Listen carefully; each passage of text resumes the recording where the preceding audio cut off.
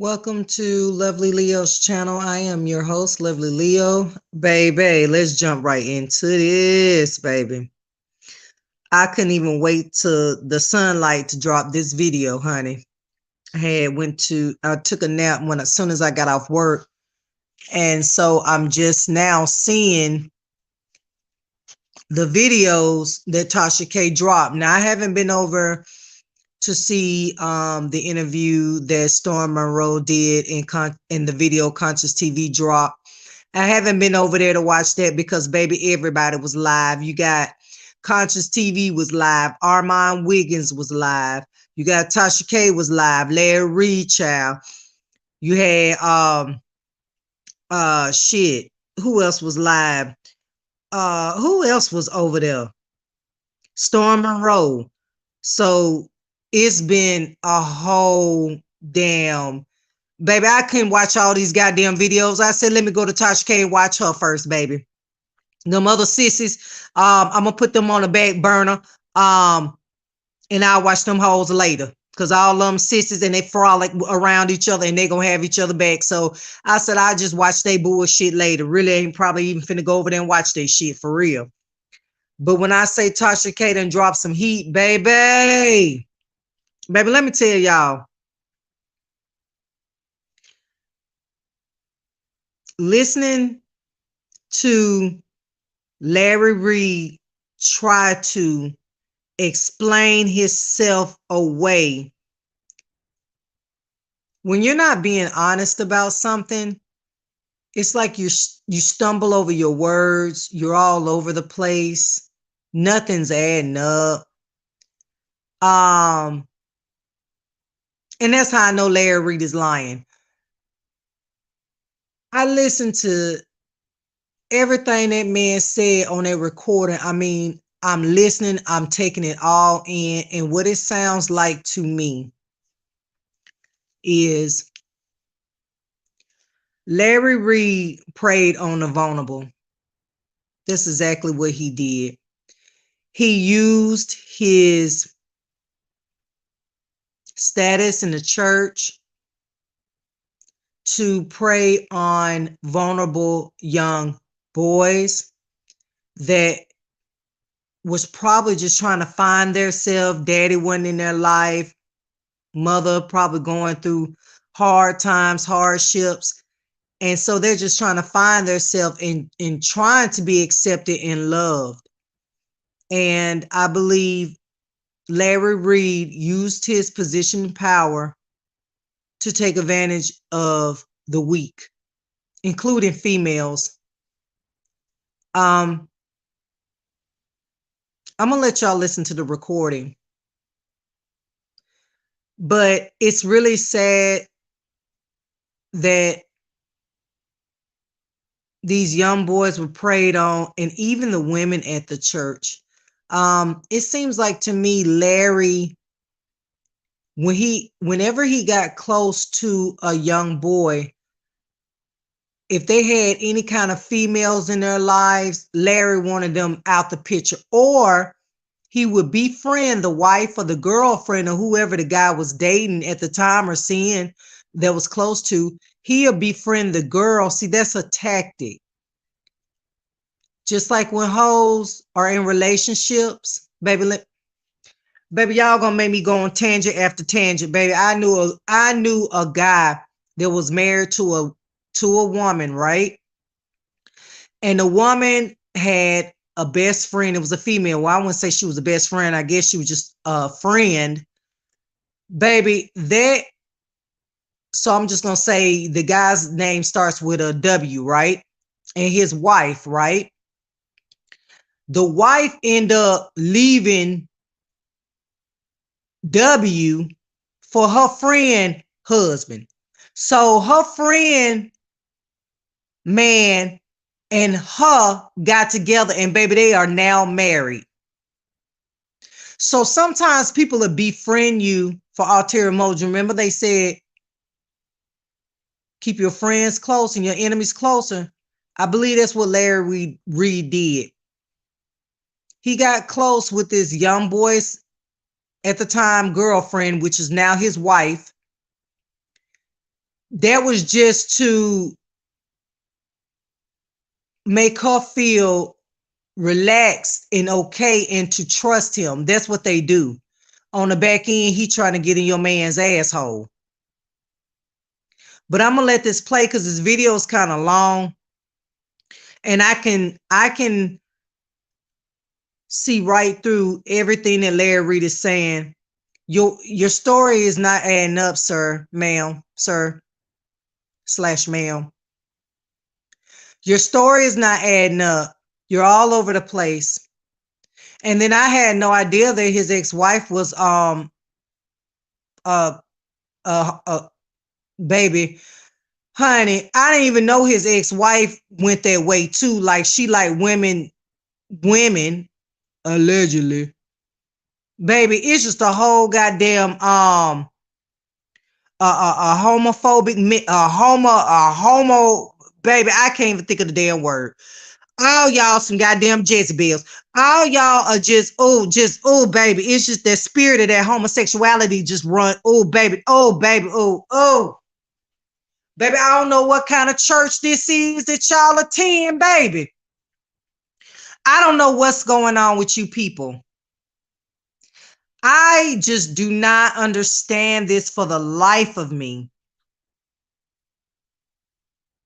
How y'all think this shit is okay?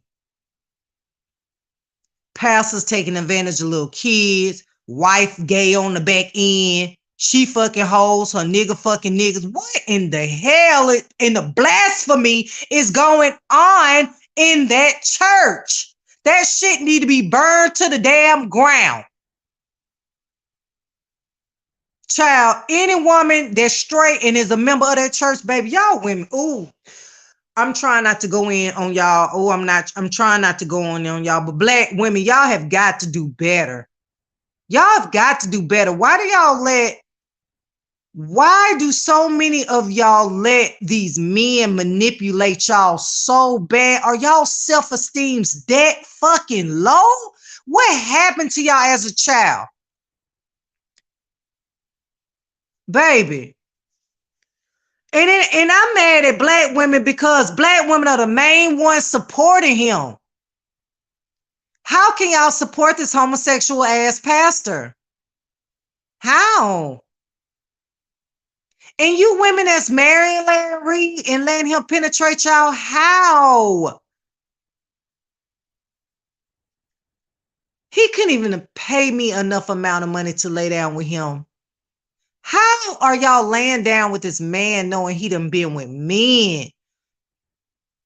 I don't know where y'all minds. I just don't understand what's going on in you women's in y'all's mental when y'all know a man is sleeping with another man, little boys or whatever, and y'all lay down with him, let him penetrate y'all, baby. I know they say it's like 20 women. It used to be, they used to say it used to be 10 women to one man. Now they're saying it's 20 women to one man because niggas getting killed like left and right, or they in goddamn prison.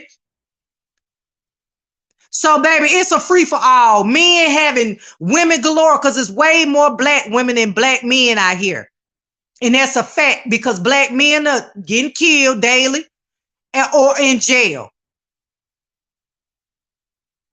So I can see it being 20 women on one man, but damn women, damn black women, are y'all that damn desperate and thirsty for some peen? Are y'all that desperate for a nigga to marry y'all? Baby, let me tell you something about lovely Leo. And I promise you, I don't care how much I care for a man. I cannot lower my standards. I'm not. I'm not gonna lower my standards. I'm not gonna just put up and deal with anything for the sake of saying I have a man and please marry me. Pick me, pick me, pick me. I'm not a pick me bitch. I delete and move on very fast. And I know, and I'm not bragging about it because I know that I scare myself the way I drop motherfuckers out of my life. It scares me how fast. And now don't get me wrong. I'm gonna still think about you and I'm gonna be hurt, but I gotta do what's best for me. I will cut a bitch off so quick. I promise y'all, I will delete that motherfucker and I will block that bitch and I will not ever talk to that motherfucker again. I do that. Never been a pick me bitch. Never. You're the prize. I don't know what's going on with you women out here running and chasing up behind a man for them to put a ring on it, baby. But we don't do that. Times are not that bad, baby. Not yet anyway. They pretty bad.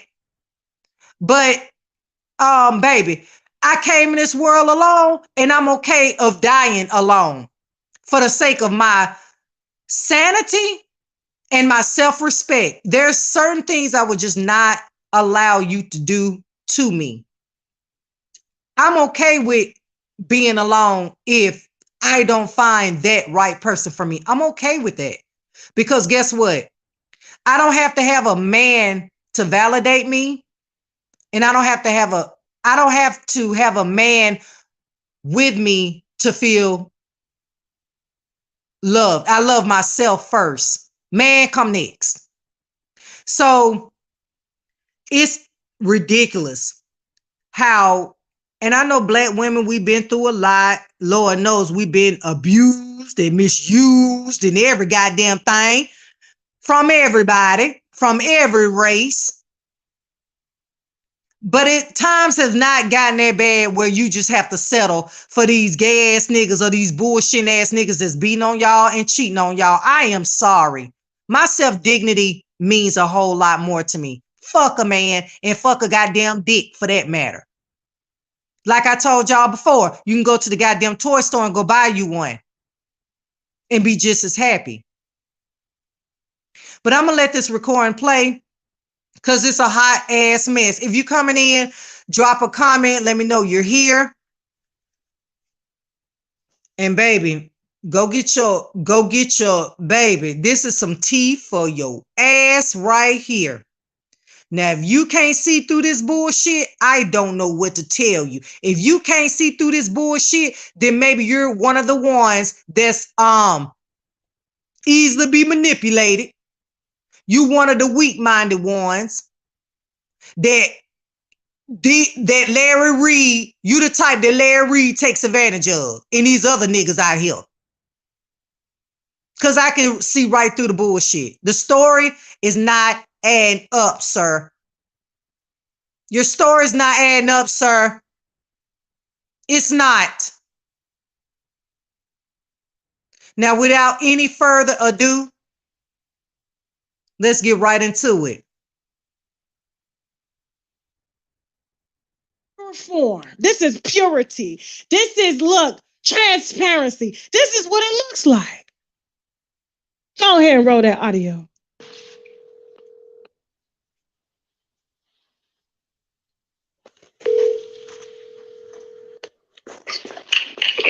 Hey, Reid, it's Tasha K. How you doing?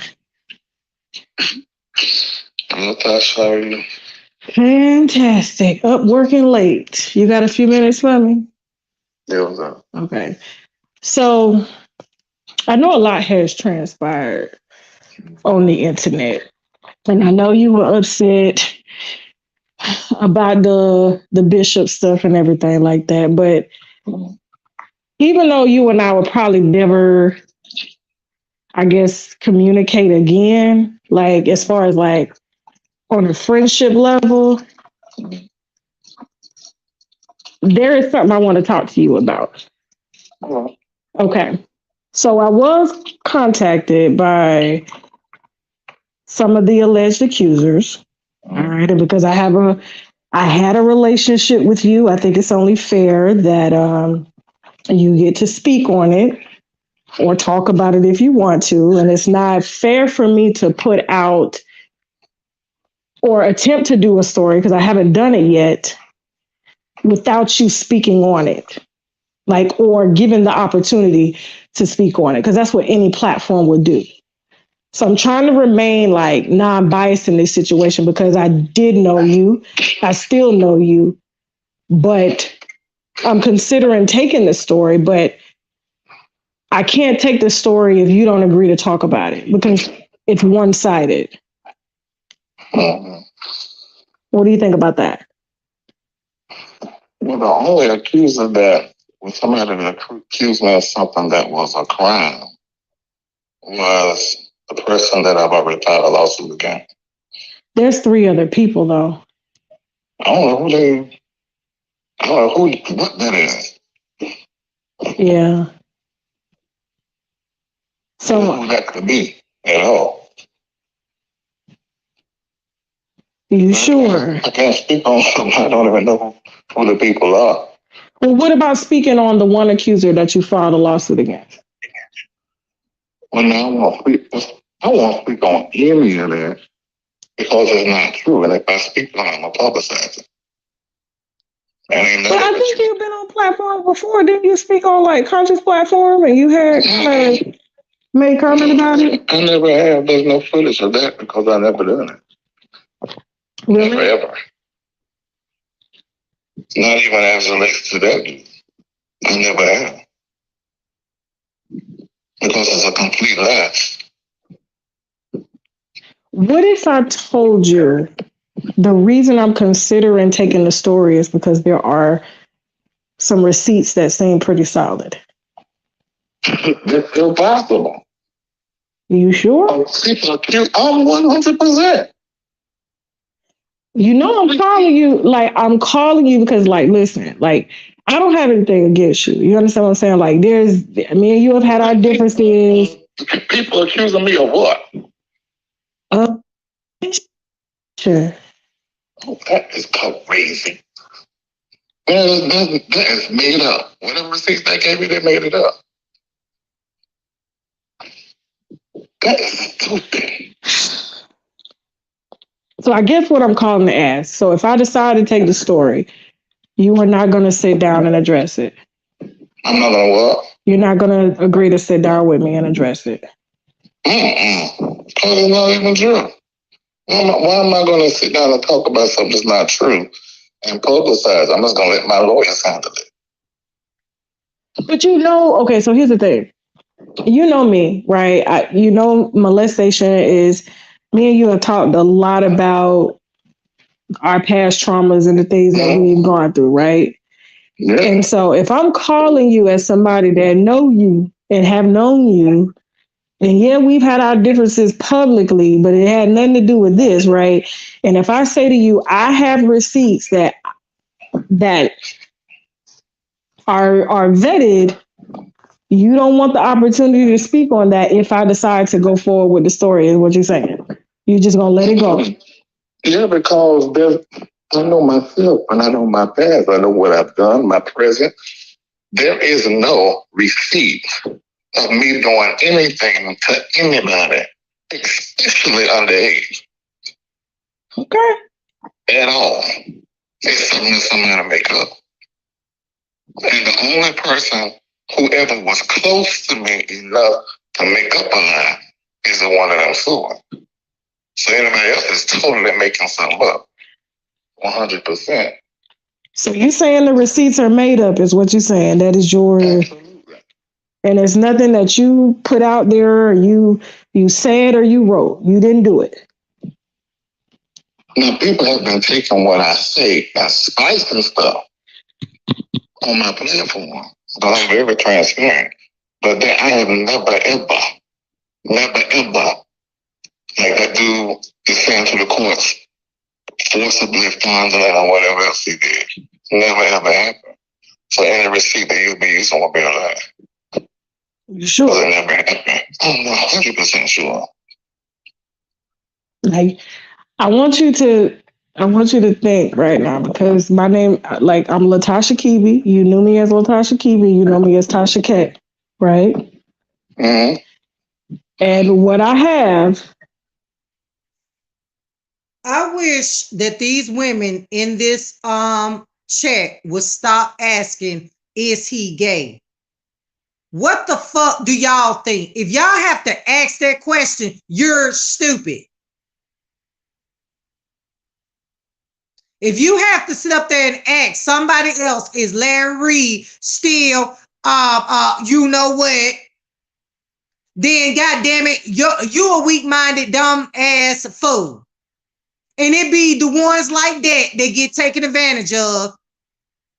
Cause a blind man, a Stevie Wonder could see that nigga still gay. Allegedly. Shit.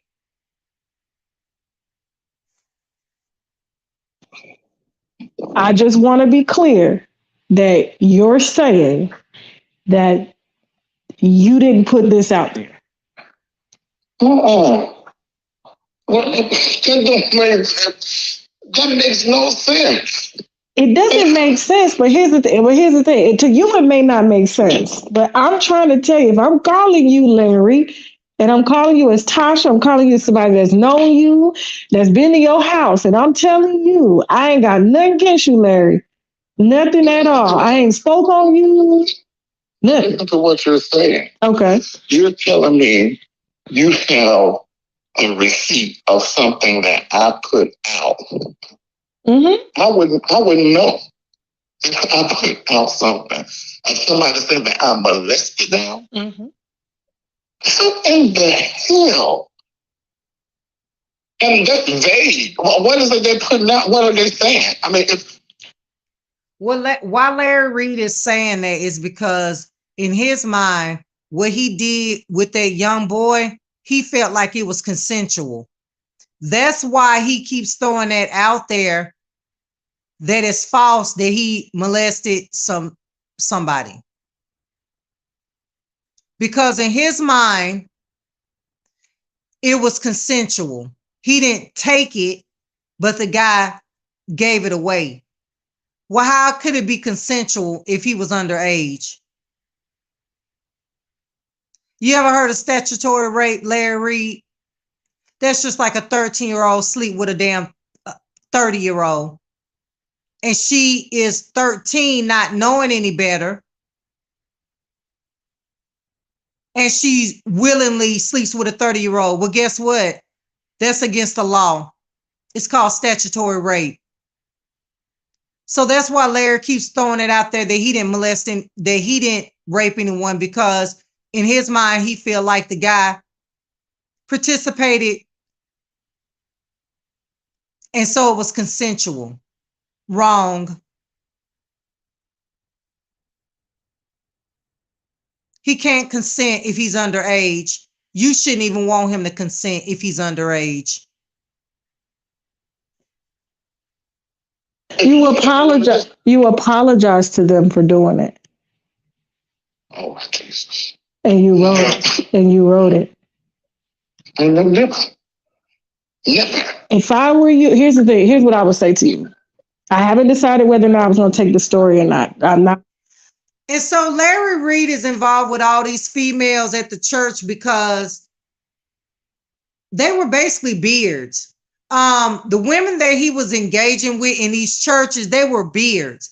Larry Reid married his wife, and he was involved with other females to throw the church people off as though he was living a wholesome, straight life, and they were beards. He would marry these women, and then he would still fornicate and have sexual, involve himself in sexual activities with other men, allegedly. So basically, these women were beards. My thing is, were they paid beards is the question, because that's what this sound like. It sound like Larry Reid paid the women that he was involved with when he was a pastor at this church to be with him, like he was in a relationship, like it was fake, like the like goddamn Young Miami, Carisha. Couldn't even say her goddamn ghetto ass wretched name, Carisha. Oh, I can't stand it. Oh, I can't stand that girl. She's so ratchet. I do not like that girl. Just like Diddy and Carisha relationship is paid advertisement. So that's what Larry was doing. He was involved with women at the church, but he was fucking boys on the back end, allegedly. Worried about no. I'm I'm coming to you as a person that is very neutral in this right now. Because if I wasn't neutral, I could have just went ahead and been like, boom, there you go, right? But I'm not doing that. I'm giving you the opportunity. I'm telling you. See, if it were me, I would be like, I need to know what this is before I say with everything in me that this does not exist. Well, yeah, I want to know what it is because I'm interested in what they made up. It's not made up. But Tasha, how you know it's not made up? Because of where it came from. What you mean? So you saying there's nothing out there of you apologizing to a victim till you were blue in the face about what you did to them. Because why would you apologize to somebody that has accused you of doing heinous things to them? So why would you apologize? But in this, you are apologizing and you want to apologize and you say you have apologized and to call me so you can apologize more. You didn't say, yeah? I don't know what you're talking about. Okay. And the only reason why he's denying it on this phone call because Larry Reid ain't no dummy. He know Tasha K is a blogger and he knows Tasha K has exposed a lot of people. And I guarantee you Larry Reid knew Tasha K was recording that conversation. That's why he was real careful on his words, his mannerism. He knew that phone call was being recorded. Larry Reid ain't no damn fool. But it ain't the recording that's going to get y'all right here. It's not the phone recording. It's what he says on his own platform explaining the situation is what's going to trip y'all up. Now, on this recording, it do sound like he might be telling the truth. He might be being honest. No, baby. That's because he know this phone call is being recorded. That's why his demeanor is like it is. It's not going to be until I play him on his actual platform explaining his relationship with this young man that's going to fuck y'all all the way up. So it's coming, but y'all are going to see what type of Negro this nigga is when let me tell you something, baby. Larry Reid, baby,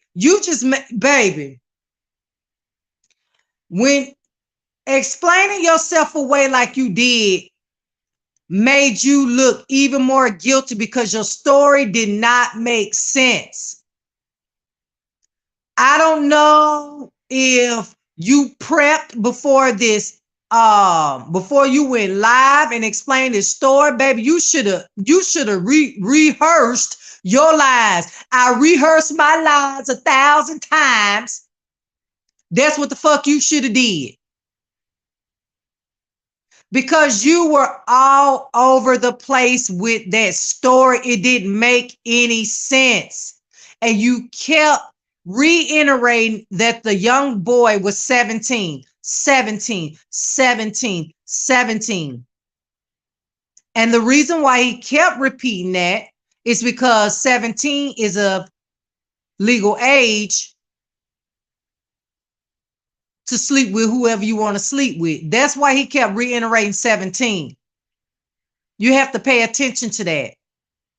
The boy was not 17. He was 16. The grooming started at 15. But Larry Reid is purposely throwing out 17.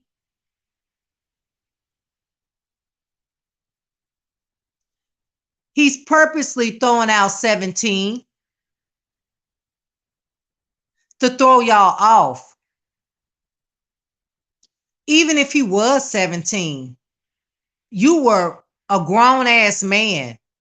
Why were you fucking with a 17-year-old still? Even though it's a legal consent, it's morals. You're a pastor. So how did you not see that was wrong? Boy, y'all be getting bamboozled by these pastors and these down low men and these cheating ass, lying ass men. It's beyond me, baby. But like I said, discernment is everything. So At all. And who is the person? that's another thing. Like, when it comes to these accusers, for their safety and stuff, I gotta keep them. I What gotta. am I going to do to somebody? I'm not even doing nothing to the boy, the main one that signed the police report. And how come they ain't did that? If that happened and they got that evidence, how come they won't go to the authorities? Well, I mean, listen. The authorities have already been contacted. I can tell you that, and because of the statute of limitations, certain things cannot be done. However, but they still civil. They can still do something. They can, and who's to say that they won't? But I'm just telling you, like I'm calling you because this story keeps coming across my desk, and I said I will not touch this unless there has to be a receipt that's so heavy that there's no way that he can get around this. And you know what this reminds me of, y'all? This reminds me of the Eddie Long story. Y'all remember Eddie Long, that pastor of New Birth? That Jamal Bryant is now over? And he another one out here slanging peen every goddamn where Jamal Bryant hoe his ass. All these pastors just disgraceful. Every last one of them. But that reminds me of that Eddie Long story when Eddie Long had fondled them boys and he know he did that shit. I knew Eddie Long was suspect from the way he wear them tight shirts up in that and them tailor-made tight ass suits on that up there in that pulpit and that Jerry curl. I knew his ass was gate in. Ain't no man still wearing no S curl in them tight ass goddamn suits up in the church calling yourself a pastor. Then when all that shit hit the fan, oh, now he a vegan and he don't eat soul food and that's what be killing black folks. So he a vegan. Now, nigga, you had the damn book pack. You had that package, nigga. And ain't no telling who all you gave it to. But his ass end up dying of you know what, goddamn the 4 letters. Allegedly. He was another one. And them little young boys exposed his ass and took his ass straight on to the grave. Because I swear, right after that happened with them allegations, baby, Larry Reid. What's that nigga name? Eddie Long didn't live too much longer after all them allegations came out about him, baby. That shit killed that man. Or the damn 3-letter words did. Took him right on out of here. To meet his goddamn maker, and that's the damn Satan himself. And Larry Reid, I'm mighty afraid, baby. These allegations gonna send your ass to packing. The only way that I'll take it, because I don't want people to think, oh, she's vengeful. There's something she trying to take him down. I could care less about what you got going on over there. That's your platform. You don't have nothing I want. You know what I'm saying? Nothing I need. Nothing like that. We had our differences over comments that were made, but that was it. That's as far as it goes. But when it comes to children and molestation, you know what has been done to me, and my platform. You know what's been done to me, so why would I turn around and do that to a child? Because that's what they do. What are you talking about, Larry Reid? Ooh, it's the manipulation for me. Larry Reid. A lot of people that were abused end up abusing. You know that. And my thing is, if you such this pastor and you can see things the other people can't see, and you got discernment, and you can see in the future, and you can see spirits on other people, why you didn't see spirits on these boys that you claim was using you, manipulating you, and obsessed with you? Since you can see shit other motherfuckers can't see because you got the grace of God on you. You got the favor. You got favor over yourself, which you always say you got favor over yourself. You got favor over your life.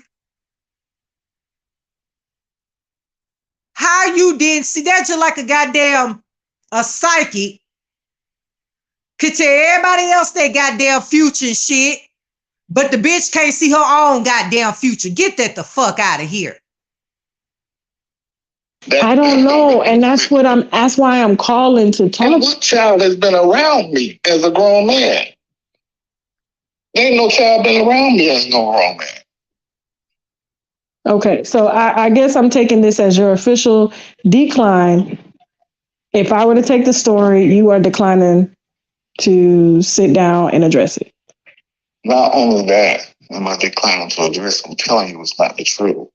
And if you go forward with a story and I'm telling you it's not the truth, then you're going to be held accountable to that and that person. No, you see, no, that's not how it works. Okay, so there's no being held accountable for anything. So I'm in the media and this is my job. Okay, and so you don't get to threaten me or tell me what's going to happen to me. You are not okay.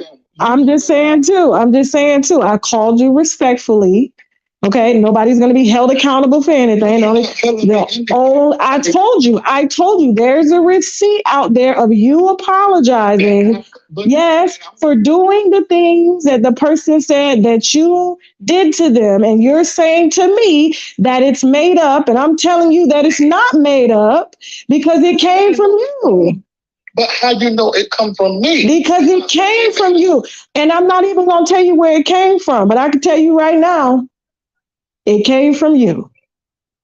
If I'm telling you as Tasha, before I even take this story that this came from you, it came from you. So you can sit here and say, oh, it didn't come from me. So now I know. And I'm telling you that I know that you're not being truthful. Okay. All right, Tasha.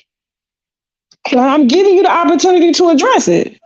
No, you're not giving me an opportunity. It's not an opportunity because I don't know what you're talking about. Then, okay, there's a difference in saying, I don't know what you're talking about versus this is not true. No, I'm saying I don't know what you're talking about, meaning I don't know what lie that somebody has created out of something I said on my platform. I don't know. No, you didn't say it on your platform. You said it today. But don't you think I would know who you're talking about? Probably not, because apparently this ain't the first time. Oh my God. Jesus Christ. Okay. So you go with that. It's not even true. All right, so you're declining and you're saying that it's not true and you didn't say it. All right. So if you do change your mind, call me. Okay. All right then. Not I won't, bitch. Not all right, I won't, bitch. Nah, he didn't get spicy with Tasha K, baby. Child, I cannot. And we're back, okay? Now, that was just a reminder, all right? TashaKLive.com appers have already heard this call, so is Bigo. But I wanted to reiterate, since there's some information going around that I knew, and I knew this way then, even it came out of his mouth, and you're going to hear that tonight. So you're going to know that I did not know that there were little boys being paid $60, okay? Period.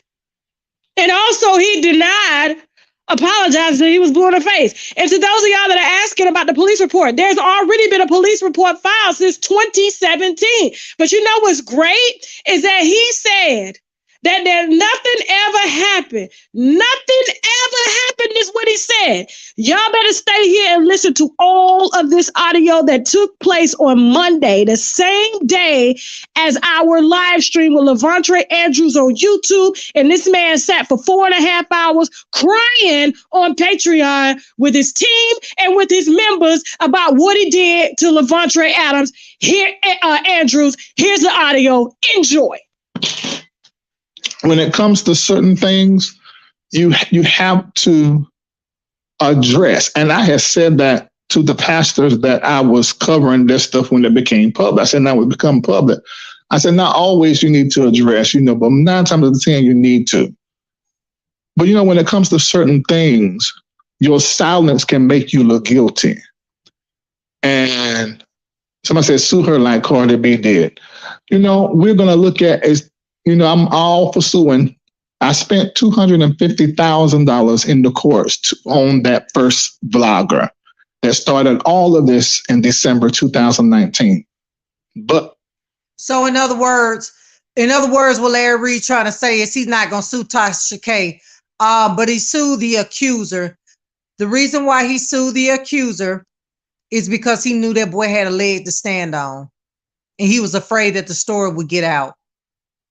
Now, why you won't sue Tasha K? Because you know she got receipts. You hoping that this shit just die down and go away. It's not. Tasha has videos lined up on your ass. So this is not going away no time soon. And you better hope and pray that these victims don't all get together and try to take legal actions against you, Larry Reid, because what it sounds like to me, honestly, it sounds like all them folks that was involved in Larry Reid church, a lot of them people that he was involved in at that church knew that he was sleeping with these goddamn underage boys, and basically how R. Kelly's team did for him. They would go and recruit these young girls and bring them to R. Kelly.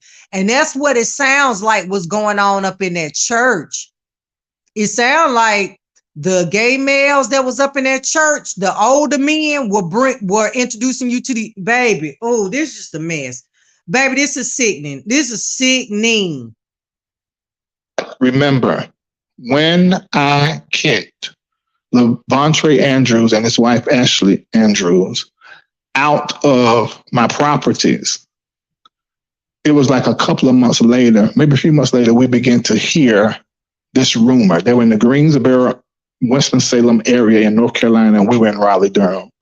So when we first heard about it, and I was told by some people that knew me up there, I said, I don't believe he said that. I just didn't believe it. But lo and behold, he did. His mom, Sharon Andrews, now she's Sharon Benniston or something like that. She was still in the ministry. And she basically was saying, because she told me what she said, either he said or she heard he said from her other son who's openly gay. And I said, okay. I just let it fly. It's my nature. I said, let him tell the story that he wanted to tell. Now, I wasn't about to tell her, no, turn that around. That's more like the truth. I mean, it just wasn't, I mean, because I was keeping everybody's secrets. He wasn't the only person that was in the church. And he knows this, which is some of the stories that he's telling, because I shared way too much with him. And he's painting some stuff that is not true. And so when she asked me, and I have to give you the word of this, I was 28 years old, pastoring on these people. Shamaka was 25, 26, depends on what time of the year, how I age saw. And Lisa was 27 to 28, depends on what time of the year. Latrice was somewhere around there at the same time. And I see all your questions. You're going to be able to ask all your questions. I'm not getting off this live until I'm complete. And you can't see them, but there are people down here that work with me. Oh, God, I feel emotional. Go. All these people who work with me, who have not had time like I have to heal from being used, abused, and then dragged and talked about and thrown away.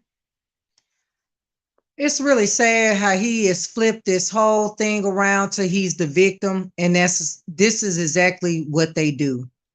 This is what they do. He has flipped this whole story around to make himself look like the victim, and this is what they do. That had to file bankruptcy from taking care of people.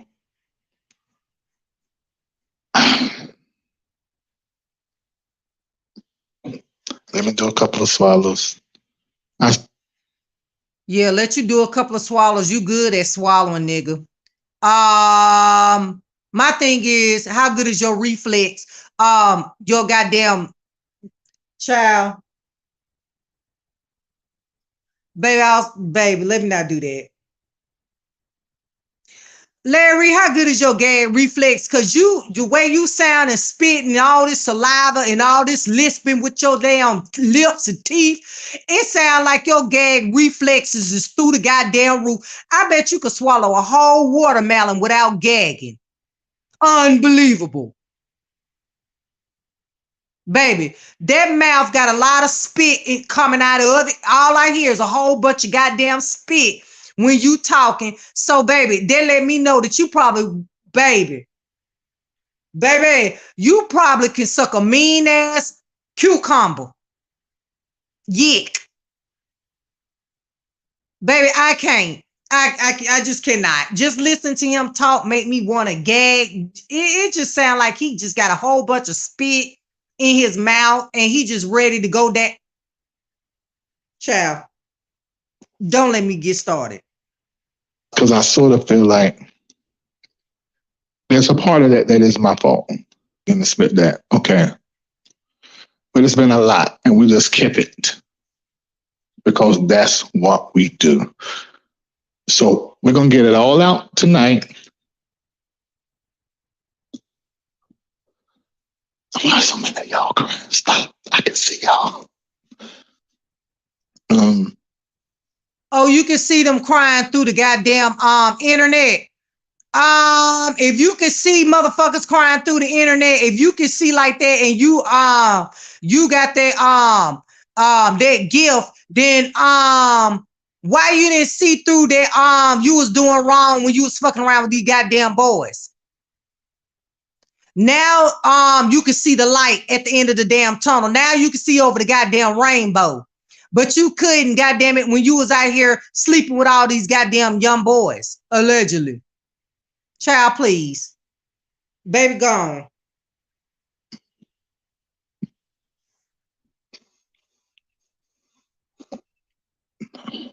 Oh, it's just ridiculous. It's ridiculous. It's just ridiculous. It's ridiculous. This nigga fake crying, fake act. Boy, baby, go out of here somewhere with that.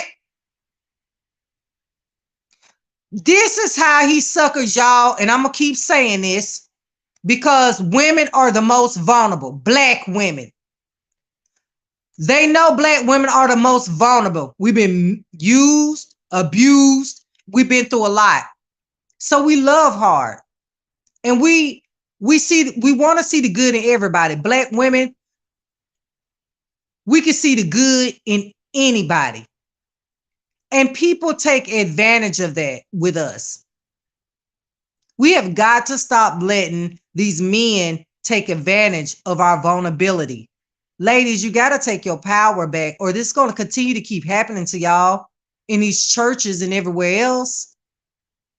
This man is over there manipulating the fuck out them black women. And he know he is. And y'all allowing him to. So I can't even blame him at this point. I blame y'all that support him over there. How can you stand by a man that claims to be a pastor, a man of the cloth, and you know that he is into other men? How? There's no way a pastor like that can pray over me, can preach to me.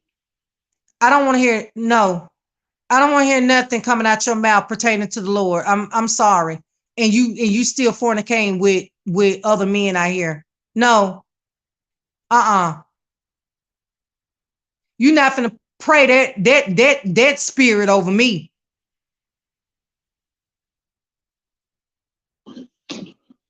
We're going to get it all out.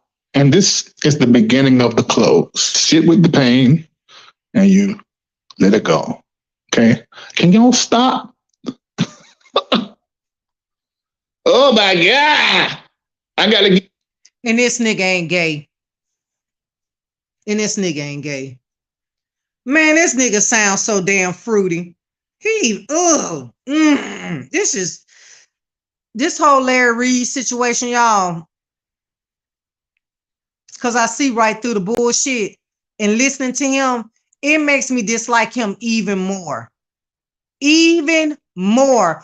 How he is trying to mind fuck those black women over there in his church and that follows him and that's in his chat. It just angers me so bad. The manipulation that he's doing to y'all, I see right through it. But let me shut up because I can go on and on about this fuck nigga. And this video is long. So let me stop talking and let this shit play. Funny. Okay, so that's that. The next lie I need to dispel that Tasha K is purposefully pushing is Larry Reid live molested fondle 15-year-old. I did not know Lavantre at all. And when I say no, that means have a relationship where we talk. If I would see him at church, I don't remember seeing him at church. Maybe he was, because somebody was telling me that he started playing the drums. I don't remember him that far back. I don't remember seeing him until he was sitting in Shamako Bryant's house after they all moved from Fayetteville, North Carolina to Raleigh, Durham. Because I moved to Raleigh, Durham in 2005. And then it was me and Vincent Hill that moved to Raleigh before. Actually, I moved there because I wanted to stay there. I did not know God was calling me to bring the whole ministry there. So I moved there in 2005, and in 2007, remember these dates? In 2007, I moved the church up in March of 2007. At the same time, me and my then wife was divorcing.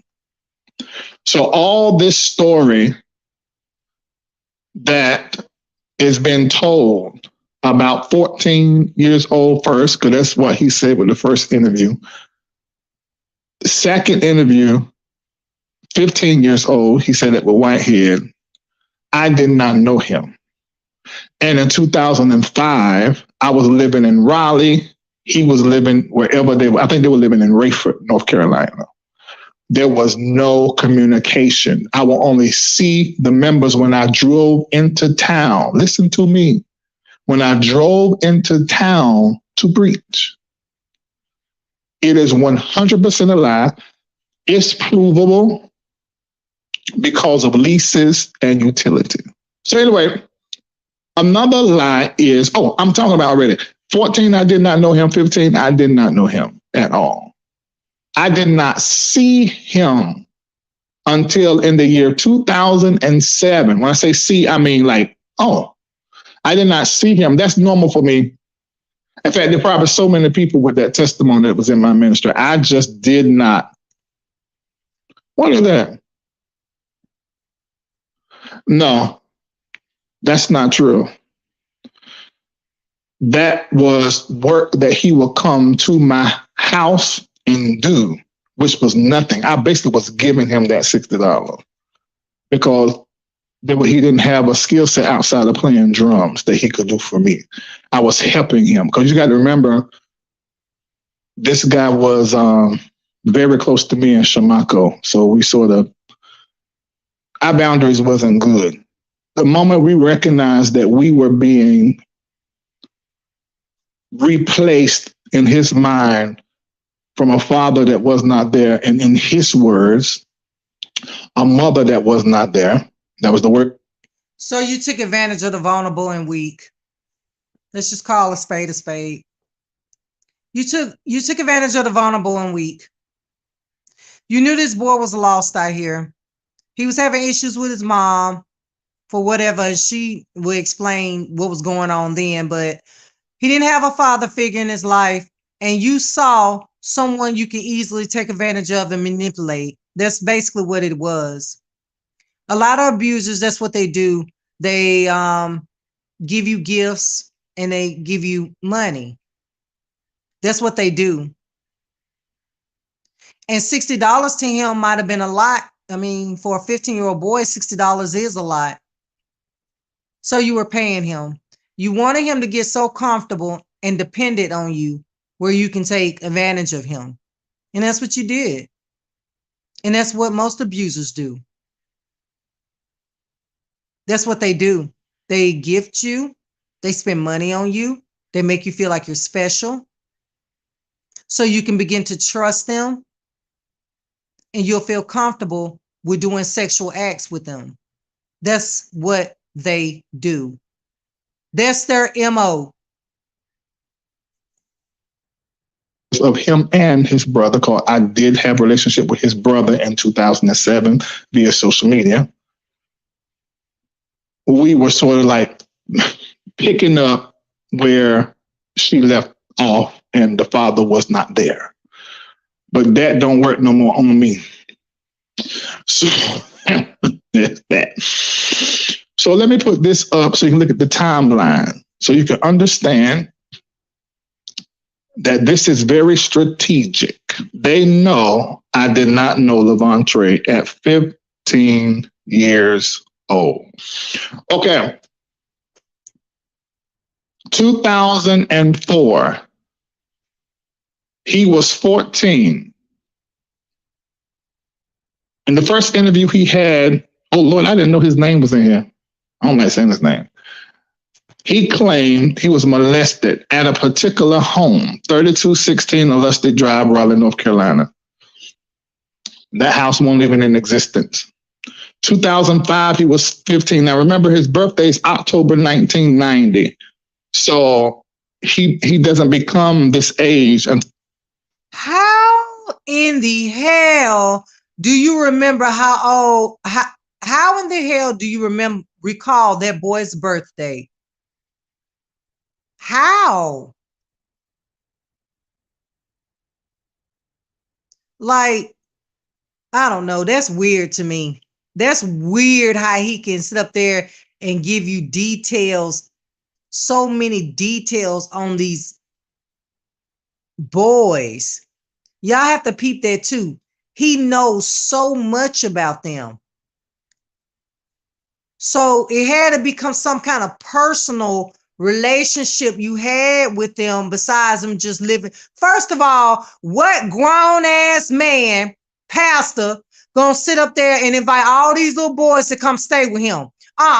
Baby, no. Ain't no real pastor doing no shit like that because first of all, they don't want to be caught up in no bullshit. So they ain't gonna do that. They can help they mama out with some bills, help them find them. They may let them come stay with them a day or two, but baby, after that, I'm gonna help you find you a place, or you're gonna have to move into a shelter or a family member. So that's suspect. For you to have all these boys come stay with you, baby, no, baby, no, baby, no. Where the fuck they do that at? That right there should let y'all know what the fuck is going on. That's too close for comfort. You letting all these little young boys come stay with you. You had like a goddamn boarding house. Why married?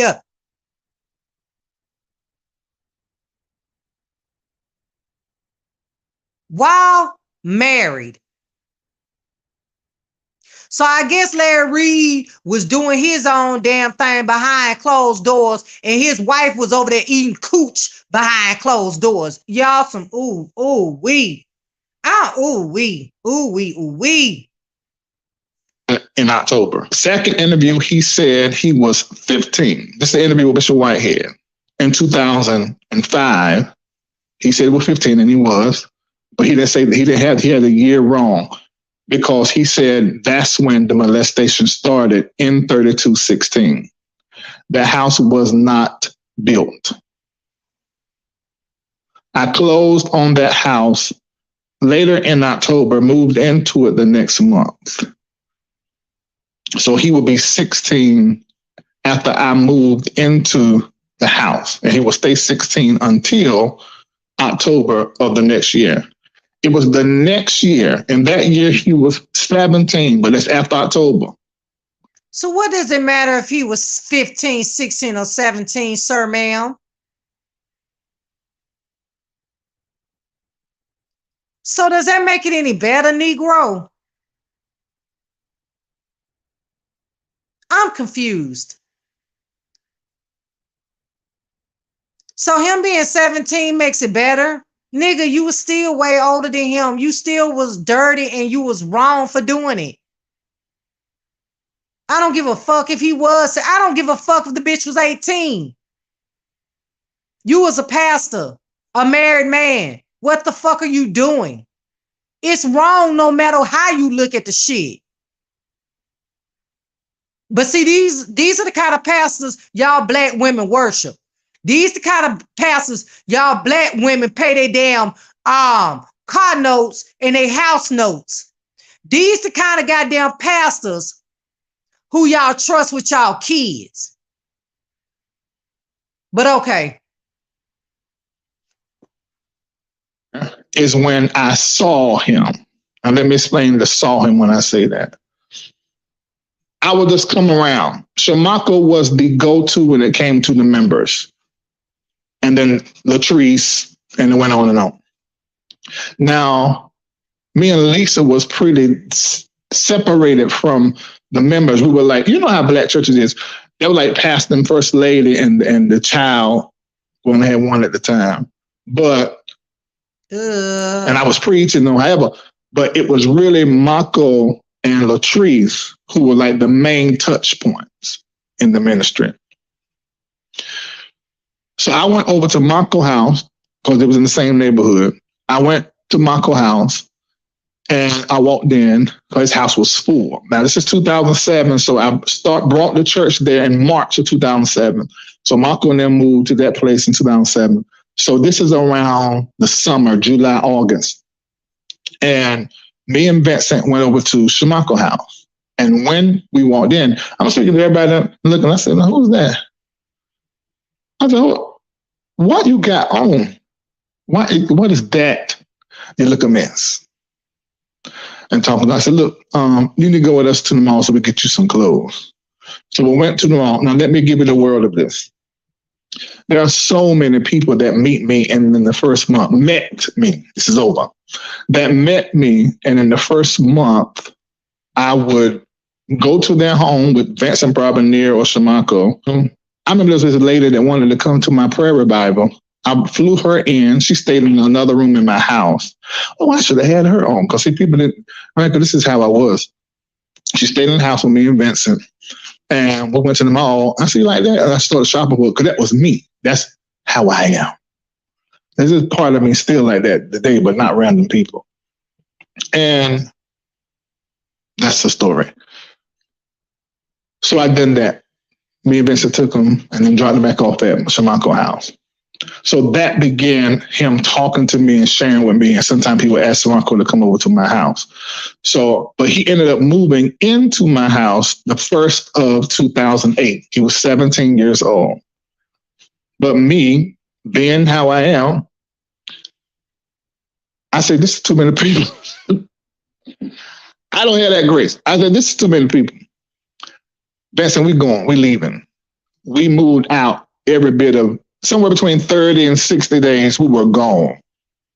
And I moved behind Triangle Mall, 6002, thank you, Kohler Lane, which eventually, that's when Kendall moved in. Till he did something he got no business, I kicked him out. But anyway. Baby, Larry Reid was grooming them boys. That's what he was doing. He was grooming them boys. And it's sad, man. It's real sad that this shit happened to these young boys and their mothers didn't know about it. It's real sad. And see, that's what makes me mad about the whole situation is when I hear young boys as grown men say how the reason why they end up being a homosexual is because they were touched as kids. This right here. This is what happens right here. And it's so sad that this goes on right up under the mother's noses. This is sad. There is no way on God's green earth I will allow my son to go stay with a man who I know is a homosexual. No way. And like I say, I love homosexuals, but I wouldn't dare. I wouldn't dare. So I don't, I'm not bashing the mother because it's happened. It's not, you got to hold some responsibility too, ma'am. You got to hold some responsibility too, ma'am, because how did you not know Larry Reid was still suspect? How did you allow your son to go stay with this man that you know was still suspect? That's like putting a fucking kid in a candy store. So you got to hold some responsibility in this too. But we're not going to take the blame off Larry Reid. He was a grown man grooming little boys, allegedly. And this is what they do. This is their MO. They groom you. They get you to put all their trust in them. They give you money. They shower you with gifts. They speak on the Lord to make you feel like what they're doing is right and it's accepted and it's okay because he loves the Lord. So it's okay if I do this with him. He's a man of God.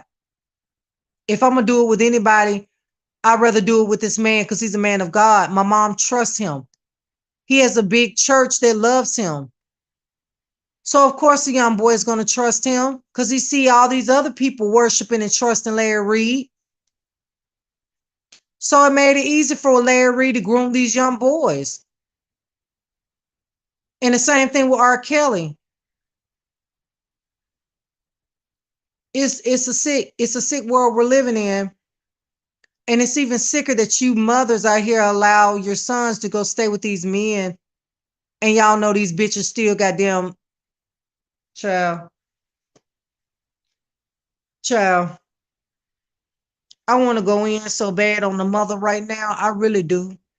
I really want to go in so bad on the mother right now because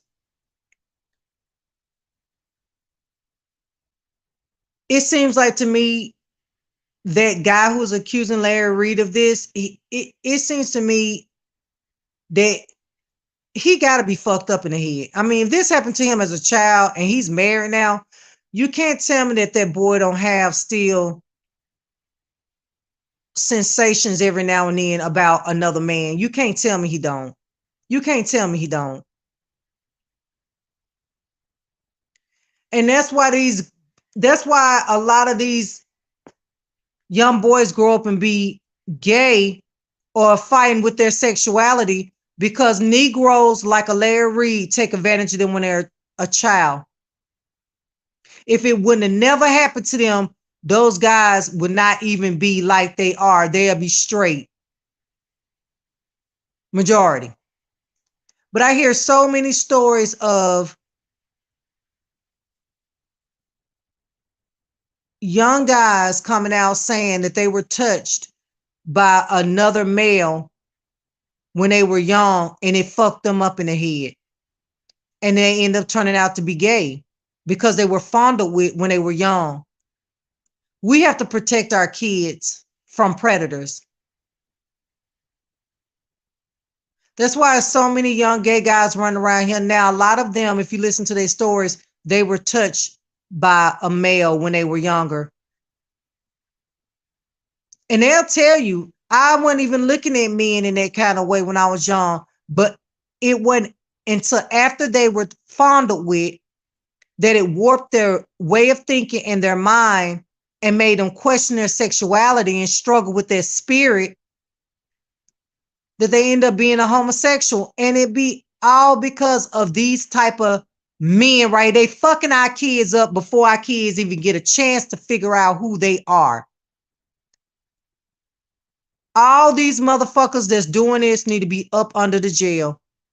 And it's a special place in hell for y'all.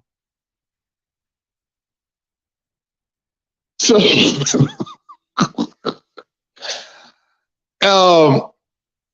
we stayed there, and that's when. By this time, me and Lisa now is fully in divorced, and now I'm just working, preaching. I'm 20 something years old, I don't know what I was, and I done seen this other lady, got caught up with her, put a ring on her finger to marry me. So we engaged and she started coming to the church. So the dynamic of the ministry, then I started traveling out the country from 2008 all the way to about 2000 and, well, by the middle end of 2009, I was never at the church. Very rarely. So Vincent in the house and Shamako were really his touch points, Levantre's touch points. He idolized me in a way that I didn't realize it. I didn't know it. So that was 2008, the beginning part of 2008, and I moved to Cola Lane. So I went to, all of this is in my complaint when I filed against Levantre. When I moved to Cola Lane, of course, I was bouncing around everywhere. I went and got a house for me and the new lady I was engaged to. Her daughter took to me. I moved her into one of my properties. She changed her last name to mine. It was a whole thing. Long story short, I had a dream like I always do. That tore down, tore up, but we still remain connected. So now we're in 2009. So I'm moving out of this big, huge house that I got for us. I still had to pay for it, but I wanted to find me a little 3-bedroom apartment, moved in there. Vincent was in that apartment with me. And changes happened down there at the house at 3216. Levantre was down there in that house. So I moved the young guys, because they were all, well, Trey was the youngest, but Trey was the youngest out of them, if I'm not mistaken. So that's 2009. So 19, by this time, well, it may have been before October. So Trey would have been, Levantre would have been, you can tell the Lord did a work on my heart because I called him Trey and Bontre. That was his nickname, Bontre. And so I don't have nothing in my heart towards him, even with all of this. So I moved all of them up. So this 2009, so he was 18 going on 19. So baby, I'm about to fall asleep. You dancing all around this story. It ain't making no goddamn sense. It ain't adding up, sir, ma'am. That's how I know you lying. When you tell the truth about something, it's gonna flow. You jumping around from dick to dick to dick to dick to dick, and it ain't making no sense. Your story ain't adding up. It's just all over the goddamn place. So stop it already. We see through the bullshit. When I moved them all into my house, my 3-bedroom flat, it was like a penthouse. We don't give a fuck. We didn't ask you what kind of house you lived in, bitch. See, you dancing all around the shit. You doing a Charleston White. You dancing all around the questions. I mean, not the questions. You dancing all around what the fuck we here for. You ain't got time to dance around all around this story, sir. We need answers. We want answers. We don't give a damn about how many properties you had. We don't give a damn how your layout was in your townhouse, in your condo. We don't care nothing about none of that. Get to the meat and potatoes of the fucking story. Boy, this nigga so full of shit. I can't take it. Once again, I said there are too many of these folk in my house. So I moved in the next building in the 1-bedroom. And Benson watched them over there. So you guys getting a picture of how things worked? Hell no, we sure ain't, motherfucker. We ain't getting no picture, but the picture we getting is you bullshitting and dancing all around this goddamn story. That is the picture that we're getting. Now that's the picture we getting. Because you said a whole bunch of nothing. A whole bunch of nothing. This was like a family church, and most of these people didn't have parents, or if they did have parents, they was in a strange relationship, or they was in a hard place in their life, or they was addicted to drugs, or they were fresh out of jail. And that's why you were easily able to take advantage of them. You preyed on the vulnerable and the weak and the misguided. That's exactly what you did. You took advantage of these people like that because you know they didn't have no one else to turn to. And you were like a kid in the candy store. You had free range of whatever picking of your choosing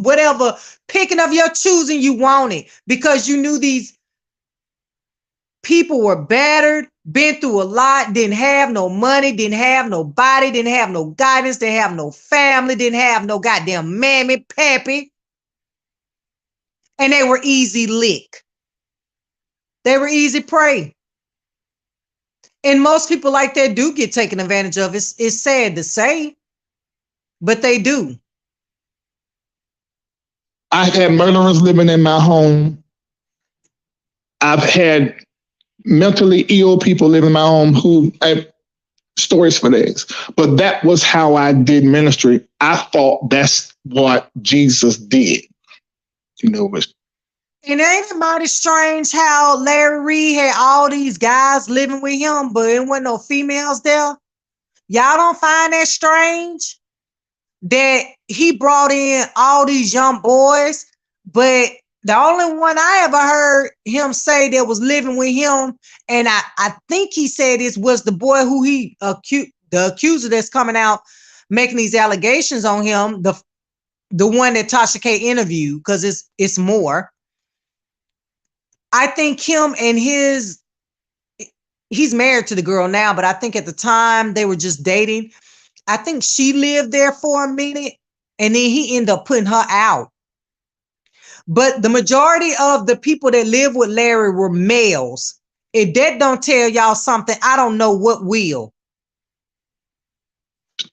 Now I wish somebody had told me that this is some bullshit. I mean, if I tell the truth, Lisa was consistently in my ear. The lady I was dating was a preacher, powerful preacher. I ain't gonna call her name just so she can be attached to none of this crazy man. She came in the ministry like, she said, "This is ungodly." She's Jamaican. This is ungodly. She said, "Bishop, these people are using you." I mean, and I was trying to stop. Baby, they weren't using him. He was using them, ma'am. You just didn't know what he was using them for, ma'am. They weren't using him, ma'am. He was using them, ma'am. And you wore a beard. And how you didn't see that, I don't know. Do y'all remember that? I was trying to stop her and protect the people from her, but she was right.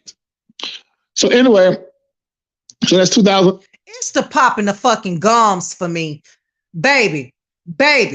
It's the... Baby, you pop your lips more than I do, and I'm a whole female over here. What nigga pops their lips? Child, get that the fuck out of here. Now, I moved back to the house that Locklear and Crystal and his 3 children had moved in to take care of the dudes. And then I moved back. So I said, "Are you gonna be done with this before my birthday, March?" Y'all, we are talking about this and we're not talking about it no more. So you have got to let us go through every little tiny thing, because they're already planning to 3 and 4 lives with some of these people we're naming, so that, well, you shouldn't be watching it.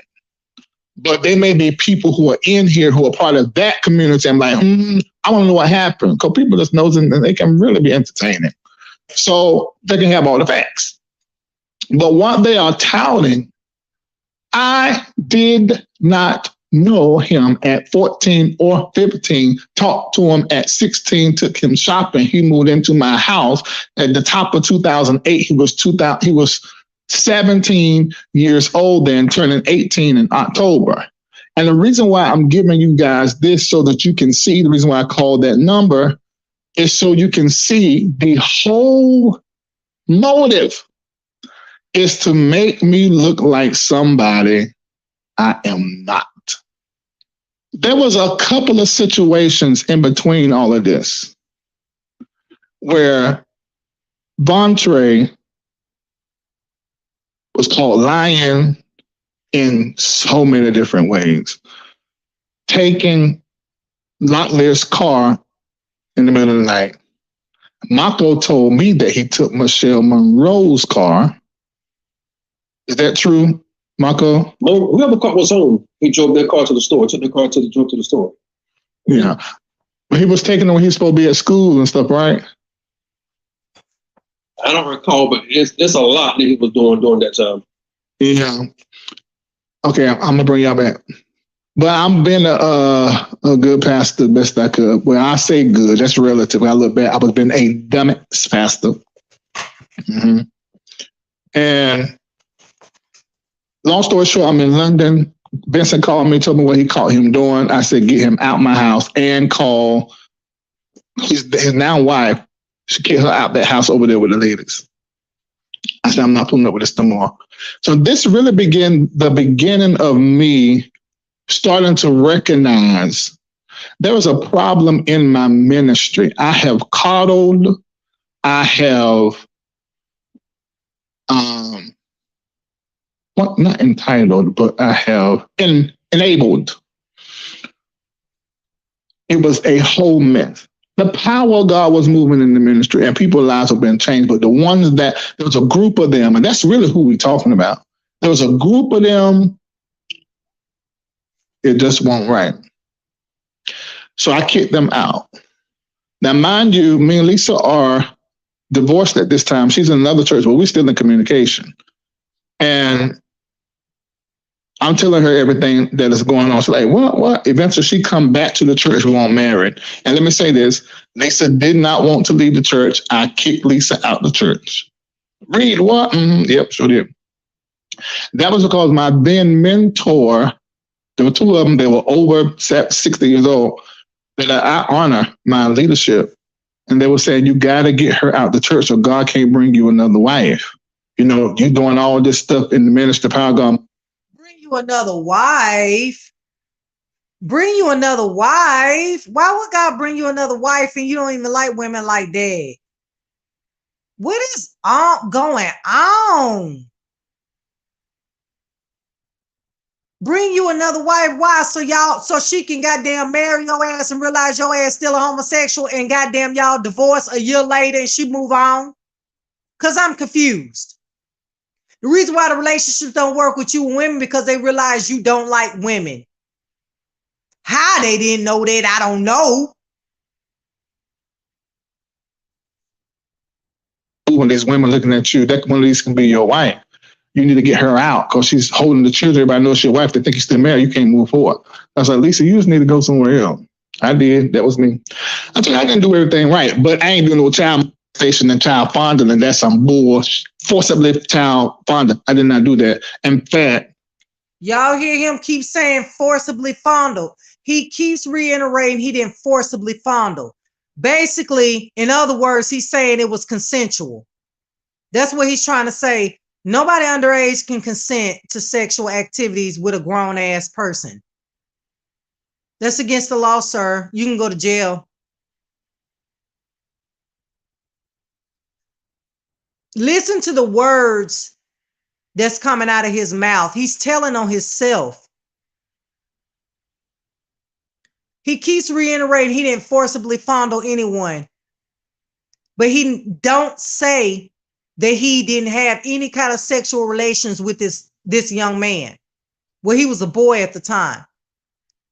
I don't hear him saying that. All I keep hearing him say is he didn't forcibly fondle that boy. So if you didn't forcibly fondle, you consider it consensual. So you still a sick, nasty, perverted ass Negro. For you to be a grown ass man and be looking at this boy in that kind of way, and he living with you and you supposed to be like a father figure to him, that is sick. He looked at you as a father figure. You looked at him as something to play with, as a boy toy. You knew what your motives were when you brought this man in when you brought this boy in your house. You knew exactly what you were doing, what you were going to do when you brought this boy in your house. Cause ain't no telling how many more motherfuckers he done did this to that ain't came out and said shit. That's embarrassed to come out and say this. I did not reach my hands to do anything but say, you need to wash because you stink. But that's no dig towards Lamontre. All of them was rotten. I know these young folks don't like to wash. And then they will go and use my shower. And it looked like somebody played and made mud patties in the shower. Come on in here. You ever done the anal and then it was clean, but then that last time you went too deep, and not on the tip of your pee is a little poop. So basically, you saying that them little boys was painting you. And painting, if because I know that some people may not know what that is. Painting is when a dude freaks with another dude and he gets poop on his peen. They let me know right then your ass still down low, because all you talk about is bread baskets and your dick going up in somebody's asshole. Most heterosexual men are not obsessed with assholes. You may have some that like to do it anal, but for the most part, they want to feel that yussy. But it seemed like your preference was the bussy. Yeah. It's a little doo-doo that's on the tip of your thing. Well, sometimes they say the love is in the doo-doo. Just wipe it off and then you get right on back to it. It can happen. So, baby, what pastor talks like this? Please tell me. What pastor y'all know talk about fucking somebody up their asshole and getting doo-doo on it? Doo-doo on their peen. What straight pastor y'all know talk like this? Child, boy, y'all some fools over there that go to Larry Reid church, baby. I don't know what kind of God y'all worship, baby, but it can't be my God, because I just ain't never seen this. I ain't never a pastor talking like this. Come on.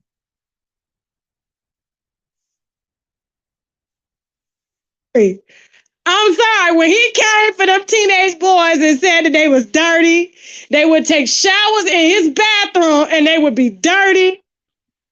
I had to throw in that to say, Pastor Doodoo said, you ever had, and you went too deep, and then you got a little poop on the tip of the pee-pee, well, you just wipe it off and you just keep it going. That's why they call him the golden tip. And you know the reason why the boy, let me tell you something, the reason why he probably ended up getting poop on his peen is because those young boys didn't know nothing about no douching. Most gay guys that are bottoms, they douche. They don't eat certain foods that day or the day before when they know they're going to have intercourse, and they douche. Those little boys didn't know nothing about none of that. That's why you got poop on the tip of your peen, because this was their first time. They ain't never had no experience like this. They ain't know what to do.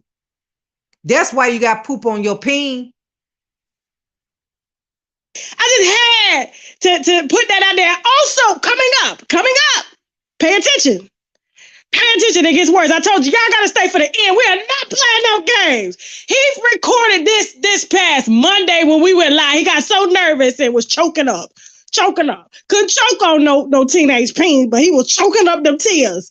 Okay? And I appreciate the apologies, because there's a lot of people apologizing to me saying, Tasha, I didn't know. I'm sorry. I should have did this. This came from the pastor's mouth. This came from y'all Patreon pastor's own mouth. Okay? The poo-poo pastor. Yes. And had the nerve to call a teenage boy dirty. Ain't all teenage boys dirty? Don't all teenage boys steal cars? Huh?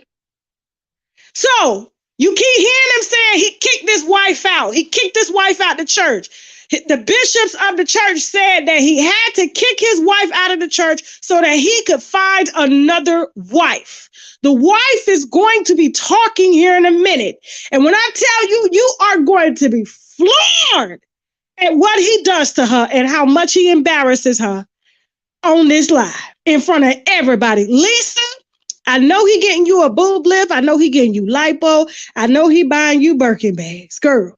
But when you came up to defend him and he just kicked your ass out like he been doing this whole damn time, child, I don't even know what to say. I can't even, as a black woman, protect you. Black woman to black woman, okay? Let's keep it rolling. Listen.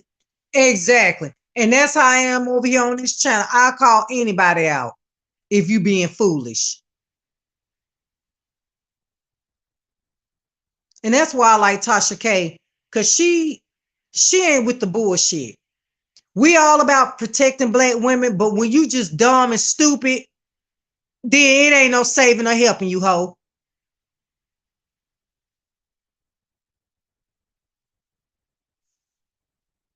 Yeah, I was rough. I would tell the women, you got to take this, go buy a new Barack, because we praising the Lord, and you are going to knock yourself out. Tie them things down. And you praising the Lord, and you look like a baby arm up under receiving blanket. Put on them underwear. Wait a goddamn minute. Wait a motherfucking minute. Wait a motherfucking minute. Why are you even looking at the men in your church, the boys in your church peeing anyway? Who notices that? Only a female should be noticing a nigga dick print showing. Now I can look at my man and say, why is your dick print showing like that? Oh, I ain't got on no underwear. And why you don't? You need to put on some underwears because your thing too big to be out here with not wearing no underwears. Your print is printing. Go put some goddamn underwears on, Negro. But for another man to tell another man, excuse me, for a grown ass man to tell a young boy, your print is showing, you need to put on some underwears, or you need to try some different underwears because I see your print through your pants. What grown ass straight man is noticing a little boy's print? Child, please. And this y'all pastor. Child, please. Yes, that's what I did. When somebody told me he was taking that and making it something that it wasn't supposed to be, I don't give up. I mean, because you won't try on no underwear. If you was trying on underwear, you won't try it on, and it was me and you exclusively in a small room with the lights down and creating. No, I was being what I thought I needed to be to make sure everything was all right. I was doing that. You know, I still got a little bit of that in me, you know, especially dressing folk. I'm like, you can't go in the middle like that. You got to go somewhere. I even did my mentor like that. He'll tell you all that. So January and February, and I have all these emails. I didn't know I had this. Hey, Bishop, I didn't know I had this, but I have all the emails between me and him and me and Ashley, which is his wife, because this is how they played me. She made me believe because they kept getting caught. And he had already had a situation with this other girl. Made me think, because she was a prophetess. She's one of the prophetess in the church. She was a leader in the church. That's right. And so they started doing what they were doing. And I said, Vontre, you already slept with one girl. We had to send her away for a year because they were all in Samarco house. So we sent her to a sister church. Why are you sending off these people that this boy was involved in? Why are you getting rid of all these girls in the church that boy was involved in? Was it because you was jealous and you wanted him to yourself and he was giving them too much attention because the young boy was confused and was trying to find his identity and he didn't know if he liked the men or women? And so you ran all the girls off that boy got involved with because you wanted him to think that he was gay. You didn't want any doubt in his mind that he was gay so you could take advantage of that boy. That's why you ran off all the females he was involved with.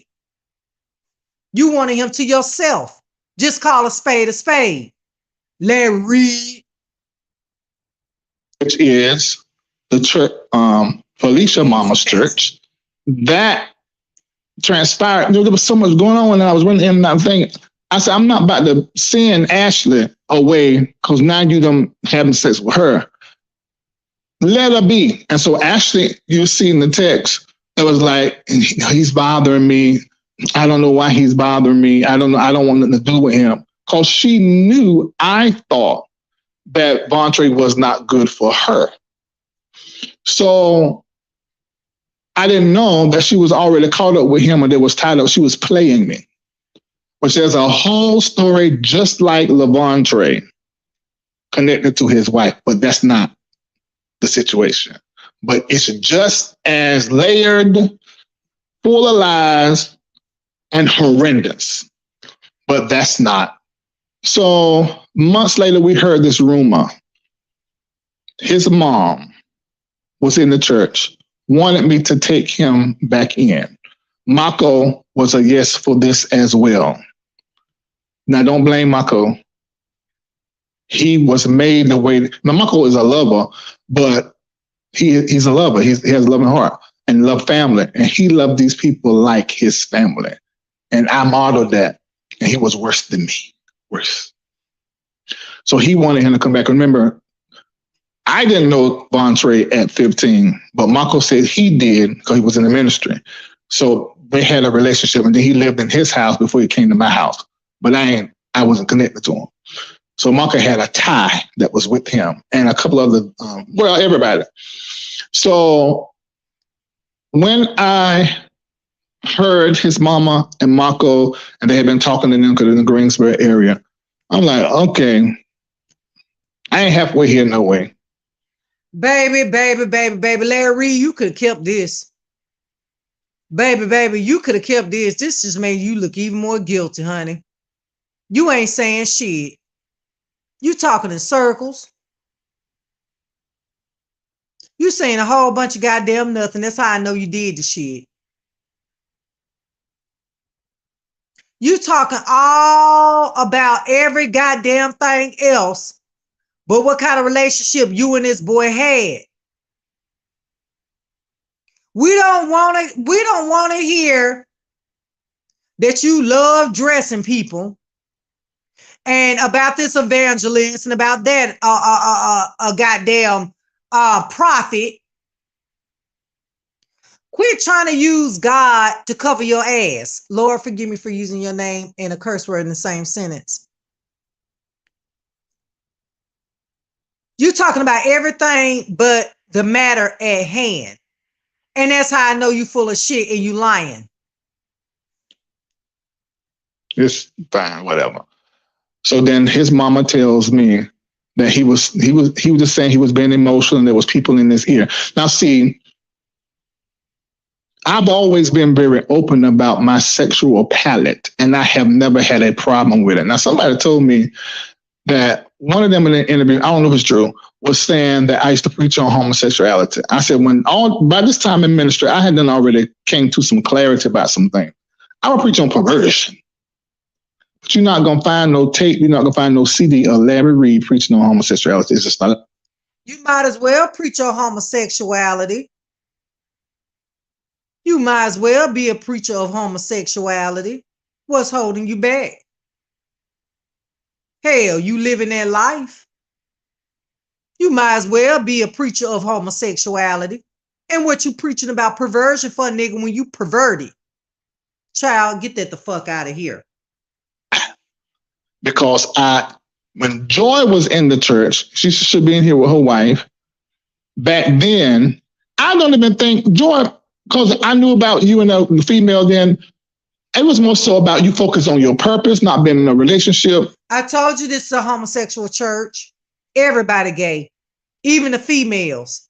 That's what this is. I get it now. This is a homosexual church that preach on God and everybody gay in there.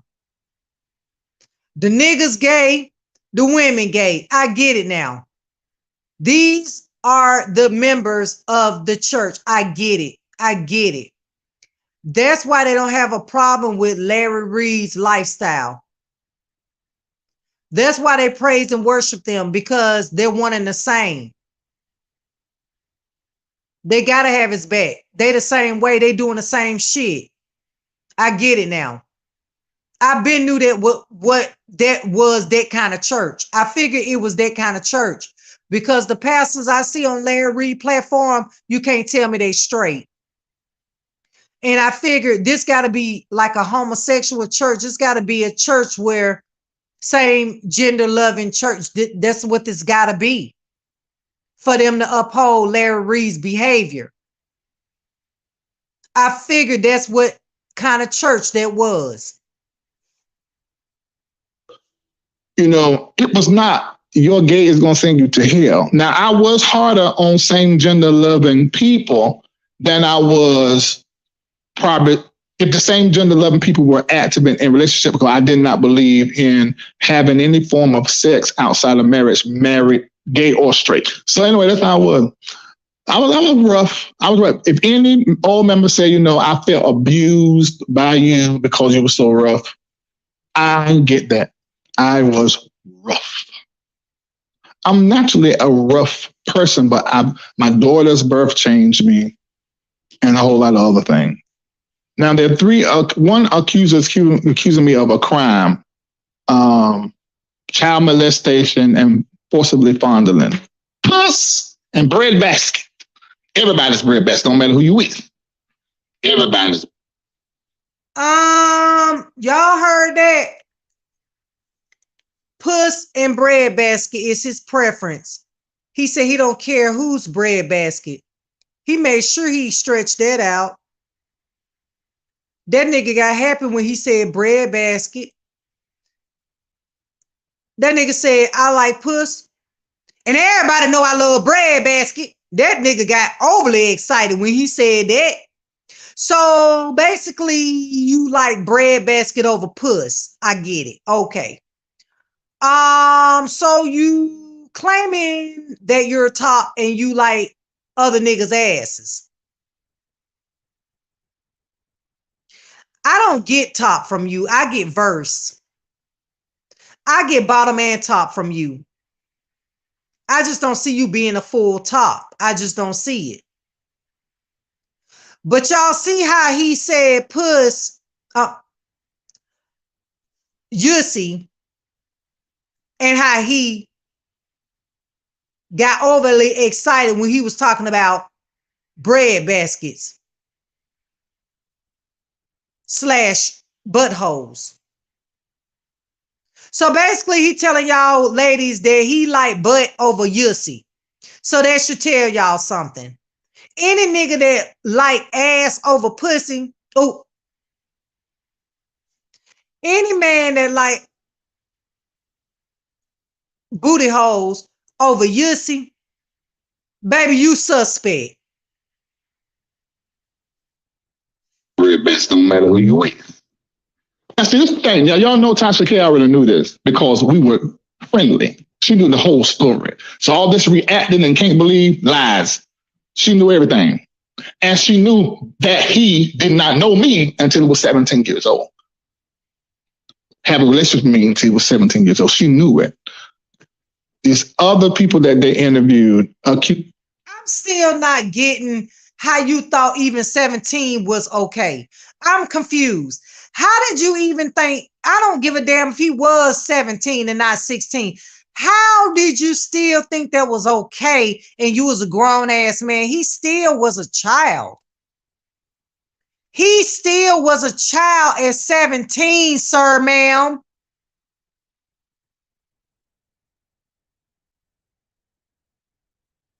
It's still sick. You keep saying 17 like that make it okay. It don't make it okay. He wasn't grown. He wasn't of legal age yet, Negro. So no matter how you try to splice it, you still was a pervert. To me of being same gender living. And one of them accusing me of giving them HIV, having HIV and giving HIV. Have I had my dick sucked by a nigga? I have. Have I sucked a nigga dick? I have. Have I had my dick sucked by a nigga? I have. Have I sucked a nigga dick? I have. Chill. Chill. Ooh, chill. Ooh, chill. Ooh, chill. Baby, I told y'all when Reid be talking about he used to suck, how excited he be when he be talking about that. And y'all women turn around and marry this man. Child, he must be paying y'all. He gotta be paying y'all. Cause I just can't see a woman wanting to marry a man that done had peen in his mouth. And what else this nigga said? He done had peen in his mouth and something else he said. I don't know if he said up the ass or he fucked them up the ass, child. I don't know. It all is sick to me. I don't see how you hoes do it, but okay. No, you know, I forget this stuff. Oh, because we ain't got to him kicking the wife out again during the live on Monday. I said Lisa been around the whole marriage being kicked out for men. Listen to me, and boys, listen to me. Listen to me. The live stopped today. How does Tasha K know? And that's why I played that phone call that a lot of y'all did hear before we did this, to reiterate that I did not know about this, okay? Larry lies so much, he has to search and think for his lies, okay? That's why I have to keep my receipts. And this is why I have to record YouTubers, okay? This is it. Because they get out here and they start lying. They get out here and they start lying. Have I a nigga? I have. Has it something I have? But he was harder on same gender loving people. Well, why you were hard on yourself? Huh? Shout out to Sonya. I grew up with her. Sonya know me. We went to school. Me and Sonya Jesus. We went to middle school together. She just gave me a super chat. That's my childhood friend right there. Listen, so he harder, he rough on the same gender loving people and everything. I'm gonna go ahead and keep rolling this, but this man, if he tell another lie, I'm gonna keep pulling all the lies that he telling, and I'm gonna back it up with words coming out of his sticky mouth. Okay, Dr. Sticky, Dr. Pooper, you got a little poop on the tip, and you just wipe it off and keep going. But these boys is accusing me of giving them HIV. Well, sir, if you hitting that deep in the poop there, everything that's in there going in the tip of your, so who knows? Who knows? And then you had a whole wife that you was sneaking off and having little, oh my God, Lisa, keep it going. Let's go. Why this stuff don't bother me no more? Am I being numb? Because that should be hard to say, but I don't feel nothing. I don't care no more. Now, mind you, when he came back because of what he had said, I was acting funny. I'm going to put it plain. Because I'm the kind of person, when you share something in a way that will cast me in a bad light, because really what he was sharing, and this is the reason why I didn't even really get into all of that really, because what he was sharing was conversations and it was the whole fact. But the reality is, I should not have been sharing stuff with him. So he was coming over, and Marco told me something today I couldn't believe. He was looking at my accounts, balances. He was over my shoulder, and I would catch him sometimes watching everything I would do. He would walk over there to the house, and I had a one bedroom, 2009, and he was carrying all the information back to Shimako. Somebody, well, Reid got $96,000 in one account. Why is your card been repo? Let's ask him for the money, which I didn't know Michael had that going on at the time. And I was in this thing with the other lady. So I'm going to say and I bet Marco and some other ones will say the same thing, talk too much business and the business of the members with him around. He shouldn't have been around. And the same thing with his wife. They were adults, but not here. Yeah. Okay, I thought I was going to talk about more of our background first.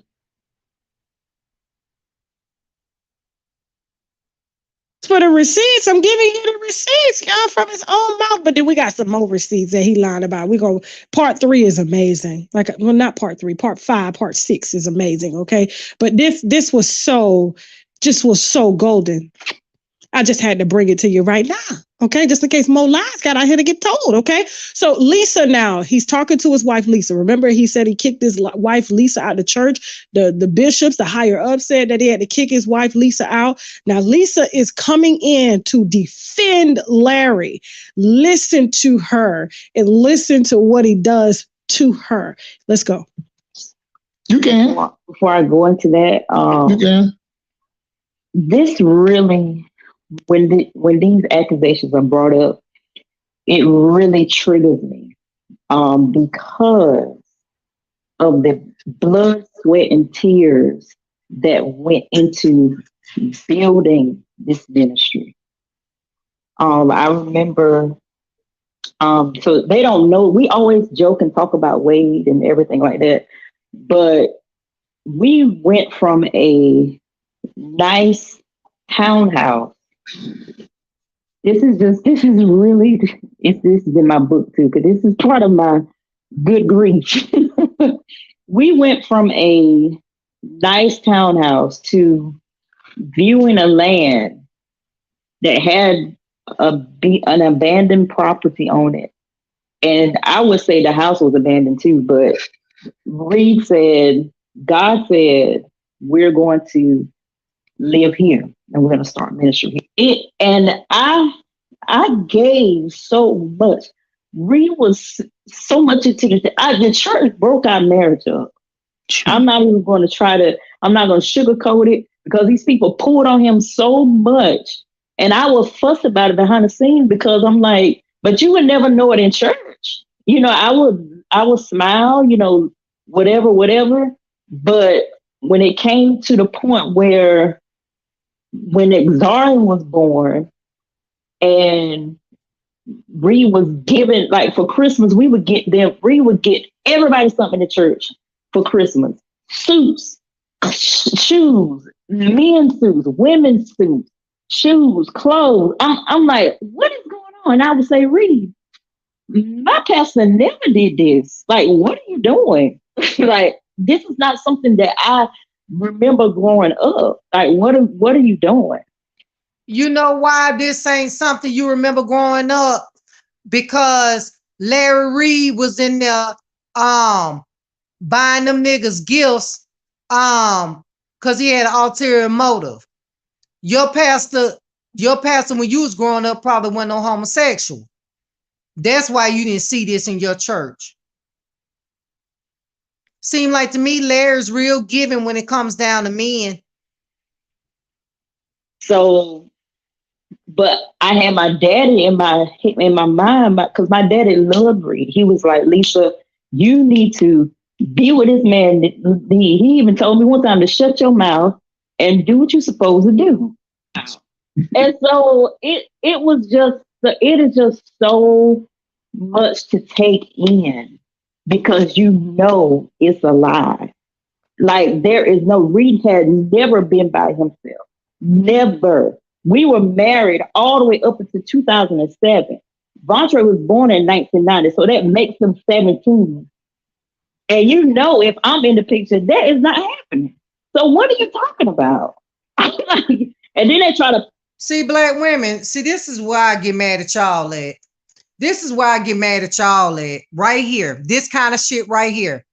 How you gonna say because you was around, you know this wasn't going on? You weren't with Larry every second of the day, ma'am.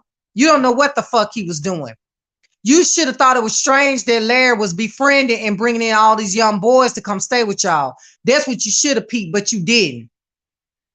Because listen to Tasha K. Taylor, you had your legs buried between another woman's Yussie. Maybe that's why you weren't seeing it, because you were busy doing your thing and you know Larry Reid was doing his thing. And I can see that happening. That's why you didn't do it. Of course he didn't do it in front of you, ma'am. What he look like doing this shit in front of you? He probably did that shit when your ass went there. You was at church. He probably got a hotel room. Ain't no telling. He said he had a lot of properties. Ain't no telling where he was smashing them little boys at. You sound so damn stupid. See, this type of shit I be getting mad about with you black women. This type of shit.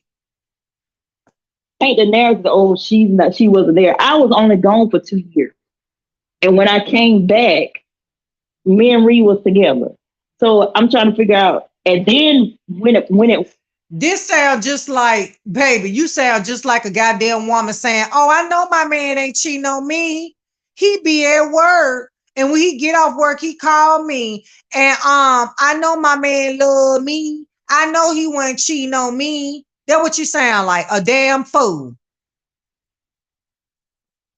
You sound just like one of them women that niggas be out there cheating on their asses, and you see they nigga out there with another bitch, and you go and tell her, and she goddamn gonna call you a liar in your face, saying that she just mad because you got a husband and she don't. Bitch, ain't nobody hating on your relationship. They just calling a spade, and you too damn blind to see it. But I'm gonna continue to let you hoes be a goddamn fool for these niggas out here. If that's what y'all want to do, that's your life. wasn't me. He was engaged to Jennifer, and I'm sorry, he was engaged to somebody else, and she was overseas. So he was doing a whole lot of traveling and all those things. Because when he called me, he was in London. So I'm like, so what are you talking about? None of this. Reid was never by himself. He always had his adjutant with him or Marco. He has never been by himself with nobody. That's I'm trying to figure. What?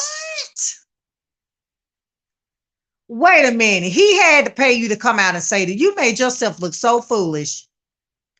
How you gonna sit up here and say that man ain't never been by himself? How do you know what that man is doing? You're not around him 24/7. Nobody's around him 24/7. It don't take no time to bust a nut, lady. It take 5 minutes. Some niggas, shit, take them less. He only needed a few minutes to do what he had to do with them damn boys. Lord, this bitch here. What I'm saying is there was no room there for none of that to happen. Oh my God. Well, Oh my God. To Levantre's point, I never went no. Oh my God. He was never by himself. Ever, ever, ever. She was around the entire time. There was only like 2 years when she wasn't around, okay? When she wasn't around. You done heard the footage of Larry say, have I? I have. As somebody, I have. You heard the footage of him admitting to having a relationship with Levantre at 17 and said that I knew that he had a relationship with Vontre at 17. Now watch him dismiss everything that she said because he came in right after. This ain't cut. This ain't cut right here. Go ahead. By myself, but when I was home, I always stayed up in the room as I still do now. And just like now, everybody comes one by one into my room and asks me, engage me, talk to me, however. And boom, there you have it. There you have it. He just admitted that those young boys will come in his room to engage in conversation. So, lady, what are you talking about that he didn't have time to do what he did with them little boys? He just admitted that they come in his room from time to time. So what the fuck are you talking about? He just admitted it.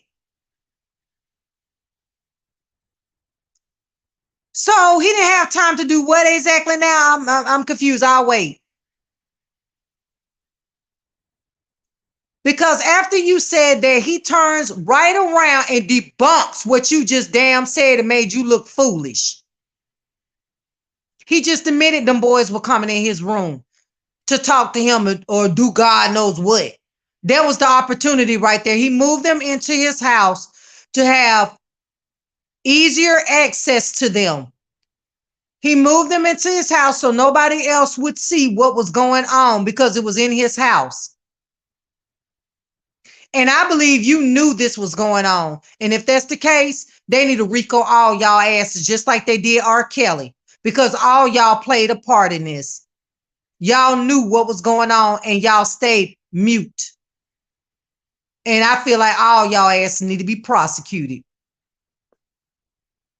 So we were by ourselves because there were things that he would do and nobody would be around.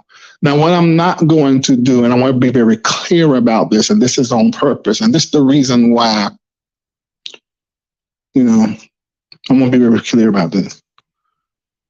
What he is touting and saying that I did was not me. That's all I'm going to say. I'm going to leave it like that. I want to say. So after she said he was never alone, Reid said, hold up now, wait a minute, Lisa, I'm not going to let you say, because I would be in my room, like I'm in my room by myself, and people would come in my room and talk to me, confess with me, and do little things. That's what he said to Lisa. And Lisa sat there stunned. Like, didn't I just defend you? She looked stupid. Just like when her father told her to shut up and be quiet. She shut the fuck up and she was quiet and she collected her checks, lived in her townhouses, got her Birkin bags and her liposuction that he just got her last year, and titties done for another woman to suck on him. He always talking about that woman leaving him for a woman, but how many men or teenage boys did he leave her for? Keep it going. It is, Lisa, I am so sorry. I'm listening to you talk and I remember. It's like taking me down memory lane because I forgot. But I'm sorry, because you say the church broke us up, but I allowed the church to break us up. That's what it was. I didn't know that I was being obsessed over. I did not know that I was being used to fulfill voids. I did know who he was or who he could be and had some fears about that because of how he was. And he also told me about. This is Larry talking about Vontre. He says that he was used by 17-year-old Vontre, being obsessed over, being replaced as a father. After he just told his wife, people did come into my room and still come into my room one by one, tell me things and does things the same thing that Vontre said. He will go in his room and he will be asked and paid $60 to do favors for him. And he still never told what that $60 was for. The only thing he said, Larry Reid, about that $60 was that he didn't have any other skill set outside of playing drums, so he just gave him $60. That is ridiculous. That is ridiculous. And that boy probably wouldn't even end up being the way he is now if Larry Reid wouldn't have never fucked with him like that. That boy at that age took that money and did what he did. And at the same time, it fucked him up mentally because then he confused. He don't know if he's straight or gay. And if he would have never came in contact with Larry Reid, that boy probably would have never went through no shit like he did. Just done warped that boy mind for the rest of his life. But again, like I said, I got to hold the mother accountable too.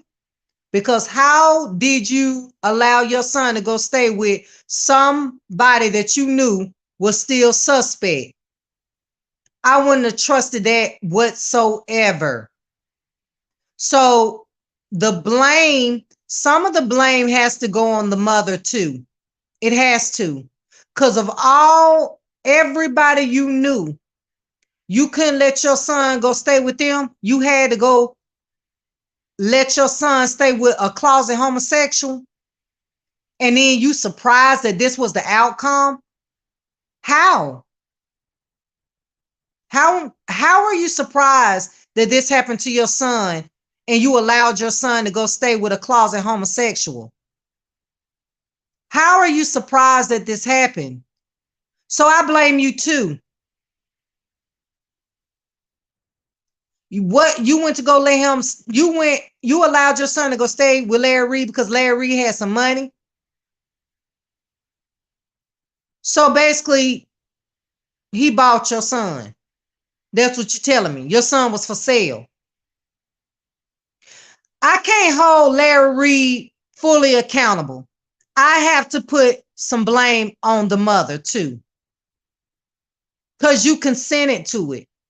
You allowed your son to go stay with a man that was still, that I don't know if you, baby, I don't see how y'all don't know, baby. I don't see how y'all don't see that Larry Reid still is gay. I don't see that. I don't see how y'all don't see that. But okay. But you trusted your young, impressionable son, your vulnerable son, your son is, baby, let me tell you something about teenage years. That's when you're most vulnerable, when you're a teenager, because you're feeling feelings you ain't never felt before, sexual feelings you're confused about, your sex hormones is in overdrive, you're impressionable, you're like a sponge at that age, you're taking and absorbing everything in. What you go through in your teenage years is going to mold you for life. And whatever trauma that you went through in your teenage years, you're going to take with you to adulthood. Your son was 15 years old. There's no way he should have been staying with a closet homosexual at that age. No way. You put your son in that situation, ma'am. So, baby, I look at you just like how I look at Larry Reid. Both of y'all a piece of shit in my eyes. So by you coming out on Tasha Live, Tasha K Live, to tell your side of the story, ma'am, you have no leg to stand on, ma'am. You basically gave your son to Larry Reid for this shit to happen. So you in the same boat as Larry Reid in my eyes. But and then it confirms that Vontae was coming in his room and obsessing over him. Oh, it gets stickier. Just let's keep it going. Him being molested by his cousin Mike, and his former pastor, was his mama's pastor, because he was playing the drums over there, had exposed him to some things. Oh my goodness. So this is so sad. Hold on, y'all. Hold on 1 second. So basically, everybody was taking advantage of this little boy. So listen to Larry Reid tell it. The boy cousin had touched on him when he was young. The mama ex-pastor touched on him when he was young. Damn. Oh, this makes me so mad. Like, everybody, oh my God. How, as a mother, you did not know this was going on with your child? All these men are touching on your child. How did you not know this? What type of mother are you? Your little boy was just getting passed around like a goddamn collection plate right up under your nose, and you had no idea this was happening to your child, to your son. Lady, this is ridiculous. This is so sad that these men took advantage of this young boy like they did. He just was, everybody was just having a field day with him when he was young. And that's because he had no guidance. He had no parental vision around him. And they knew this and they took advantage of it. But I have to hold the mother accountable. Where were you at when everybody was touching on your son? Ma'am, you are to blame. So Larry Reid ain't the only one that touched your son. It was other men that was fondling on your son. Fondling your son. Oh, this gets sicker and this get more sick. This is sad. This really breaks my heart. A strip club, maybe it was. I can't remember. Don't quote me on that. And some girl that he had a relationship with. So when he came to me, this is why when somebody said that he said that I asked him to dance and turn around and show me da da da. Number one, and I should repeat again, I shared things with him I should not have shared. And because I told information, he was consistently curious about my life and what I have done, particularly with men. And he was very interested in it. So he will always bring it up. I had other relationships in my life and other adjutants who one was like a protector. And he knew all my business. And if he would talk, he would remember me at the altar. I was led to go to the church 2:00 in the morning. I called him and had him go with me. And I prophetically felt all of this. Now he's going to remember this. Michael, I told the story. I said, I feel like I'm going to be blamed or put in a situation where men are going to be saying, and women, that I have been inappropriate with them. I don't like. Why would you think that though? Why would that even come to your mind if you didn't do that? Who thinks like that? No, you felt like that because you knew you had did something inappropriate. And you were scared that boy was going to come out and tell other people. That's what that was. That's why you felt that. That's why you seen that vision, that prophetic vision. You claim you got that prophetic spirit God has blessed you with. Well, if that's the case, why the fuck didn't you prophetically know that Tasha K was going to drag your ass for filth? And you befriended her anyway. If you such this prophet and you so prophetic and you be having these prophetic thoughts, why didn't you prophetically know that your ass shouldn't have brought these little young boys in your house because they was going to prophetically expose your perverted ass? The culture of this ministry. I don't like the way things are. I'm too close and too connected to the people. And now this is in the year of 2000, and we were in Murchison Road. So this is before we moved to, and I was being tormented by dreams and feelings. And so I took him with me. Little short guy that was in church. Y'all knew his name. I ain't gonna call his name. And he was always with me. And he remembers that we talked extensively about that. But I know I was probably in the future because I would do that kind of stuff all the time. So yeah, that was by this time 2010. Just so you know, Lisa, but I already told you. There were when he had time. He was run to my house when he was staying in the house with Benson and Kendall was coming over there to do my feet. Or Benson was coming. I think that time he was pulling my neck, this decompression. I've always had these problems since I jumped off this 12-foot thing and a little bit of track from running track. And he would run. I didn't know this. I was told this after all of this, that he would, if Vincent or Kendall were trying to come to my house, he would get up, grass up, and run to my house to get there first. And then because he didn't like other people being around me. So, but I didn't know that. I didn't know none of that. I did not know when I would leave the house when we was all stand together in 2009 and 3216, and then Grace Park in the first part of 2009. I did not know he was putting on my clothes. I did not know he was mimicking me. I did not know that he was telling the people at the school that I was his father, his blood father, his real father. I didn't know that. I did not know that he was telling people I'm going to be buying him a car, and me and him going to be going on trips. I wasn't even that person to do that. Then I go on trips now, take folk. I don't know where any of that is coming.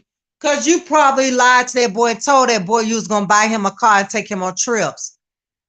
That's exactly what you did. You lied to that boy. You sold him a dream. Spent money on him, splurged money on him, told him you was going to buy him a car and take him on trips. That's for him to continue to do these sexual acts with you. Bro. And $60. There were conversations and things that we would have about what he wanted to do with his life that I knew was inappropriate. And so I would try to insert myself in between what it was that he said that he wanted to do. I was a Captain Save Hope with everybody. So I was trying to insert during that time I would go get people out the club, off a strip pole, and insert myself to abort that. But at the same time, I began to see in 2009 and was creeped out. And that's when I pulled the, asked my then adjutant to come with me to the church. And like I was going, something just felt wrong. And it was obsession. I'm clear on that now, but I didn't see that then. And I wouldn't believe that. He was a different person away from me because it would just be me and him. And so he was using everything that I was, that I had and did, and somehow or another, it's something psychological that happened, the way he placed me. And these stories that he is telling, that is not the truth of them stories. And I repeat, that was not me. We had real personal conversations that I should not have had, in my opinion, if I knew who he was, but I didn't know who he was. And those conversations took place when they moved back into my house in 2009 when they were living in Grace Park. And I really hate that I allowed him close to me. I'm not sorry for having a relationship with him. I have a relationship with everybody. But I want to say this. Because of dealing like that, these young guys would develop with me strange connections or will fight over me. I didn't know that. I remember this one guy who was transgender. And I remember trying to tell him to masturbate because he was so sexually active. But because he was a bottom, which then I didn't have this knowledge. Now, hold on, because it gets sticky. It gets sticky. He said these young men would have these weird obsessions with him, and they would fight over him and want him. And he didn't know that he was being obsessed over. And had he would have known the type of person Levontre was, he wouldn't have done it. But he said he would insert himself, and the $60 was for some things that he did. And so it's funny, but it's not funny. It's just funny because Dr. Sticky think this shit is a game.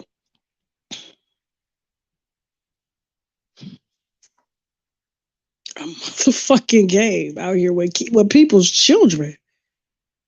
Okay? Now, he's telling a story. So the same way Vontre came to him and said, and told us in the interview, he went to Larry and said he wanted to be a stripper. Larry said, "Oh yeah? Well, let me help you out there. Here's $60. So this other trans guy is coming to him, and this is what he says. Can you rewind it back just a little bit? Just like go. Just a little bit more, This to merge. All right, let's go. Ooh. I remember trying to tell him to masturbate because he was so sexually active. I am through. Baby, I am through. What pastor tell a young boy, a transgender, to masturbate? Girl, baby, I am done. I am done with y'all fake ass pastors out here. But because he was a bottom, which then I didn't have this knowledge, his like he's like a woman. So a woman can't. The woman doesn't jack off. You know, she sometimes insert her vulva, a clitoris, little clitoris play, and that's how he would. But he had to stick large objects in his anus. He liked fisting. So I couldn't understand why jacking off did not work for him. But he explained. Child, I am through. What straight pastor y'all know talk like this, baby? I cannot. Baby, I cannot. He knows so much about booty holes, baby. Baby, I was gonna say Larry Hole. Larry Reid knows so much about booty holes, baby. He is an expert on booty holes, baby. I see why they call him Dr. Larry Reid, baby, because baby, he could tell you all about the analogy of a damn booty hole, baby. All I hear him talking about is bread baskets, booty holes. Baby, no ma'am, no ma'am, no ma'am, no ma'am. Damn. That nigga is obsessed with booty holes. What pastor talks like this? Child, I cannot. Oh, I cannot. I said, oh.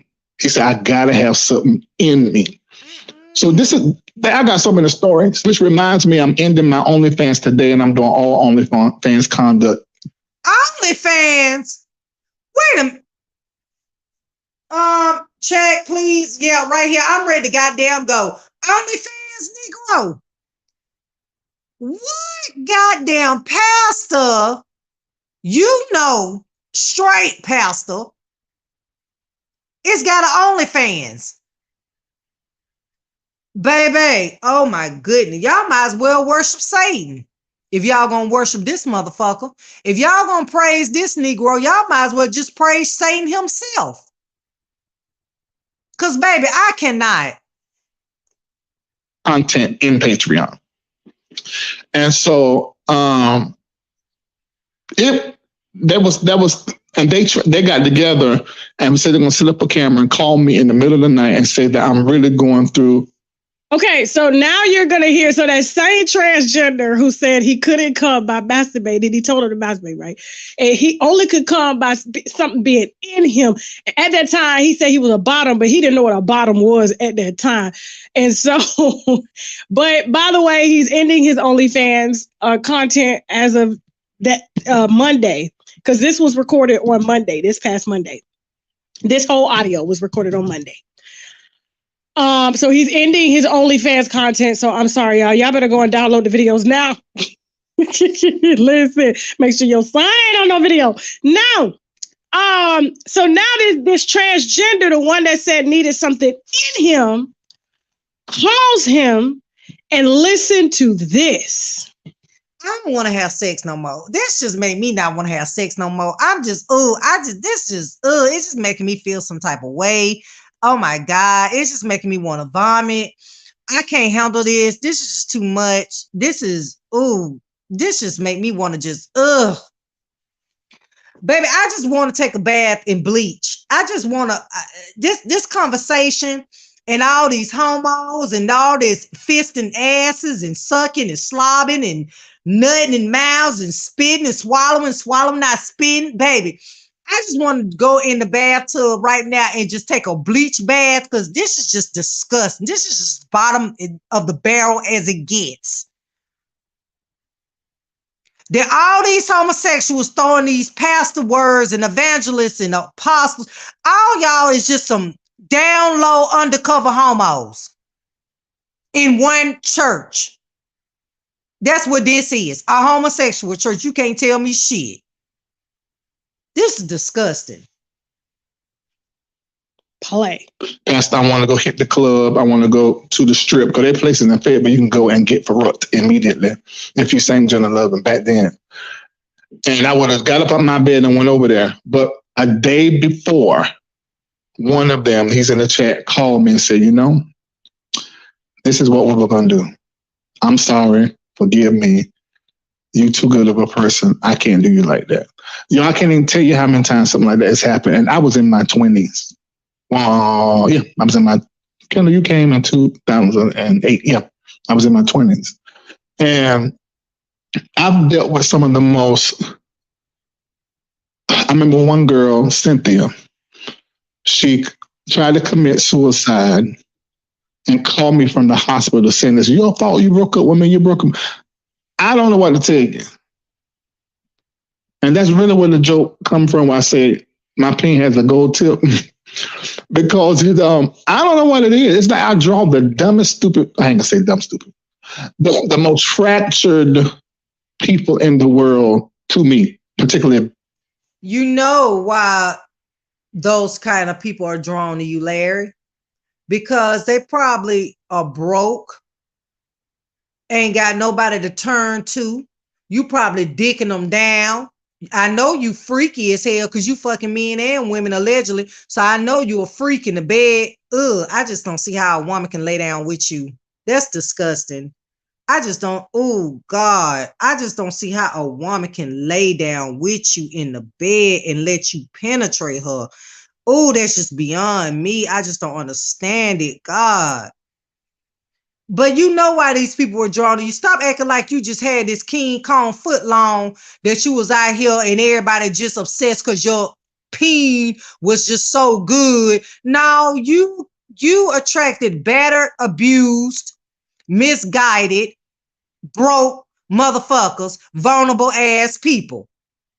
And that's why they probably was like that with you. And then knowing you probably goddamn was telling pillow talking to them, telling them you don't want them to see nobody else and all this type of shit. Because it's easily to manipulate a child. You telling a child you love them and you gonna buy them a car and do this for them and do that for them. Of course they're gonna be dependent on you. They hanging on to your every word because they ain't never had nobody come in their life and say those things and do for them like you did. And you know what you were doing. And you wanted them to be dependent on you. That was your whole game. It's for them to solely depend on you so you can be in control. It wasn't like they was obsessed with you. They didn't have nobody else to turn to. That's what that was. And you manipulated and you took advantage of that. And baby, let me tell you something. What's done in the rinse should come out in the wash, baby. What is it? What's done in the wash should come out in the rinse, however they saying go. I hope Tasha continue to drag your ass through these YouTube streets till you lose that job over there at BT. And hopefully lose your damn church and members. Then still do now, but I have so many boundaries and things of that nature. Shout out to Jesus. Von Trey calling me, because that's how he led into having a relationship with me. And he would say, because by this time he's married. And I didn't want his wife to know what I knew about him because she was head over heels with her husband. I'm like, she don't know this man. Like I know him. So basically you was fucking him and this man had a wife. So you had the audacity to move this man and he wasn't a man, he was a boy.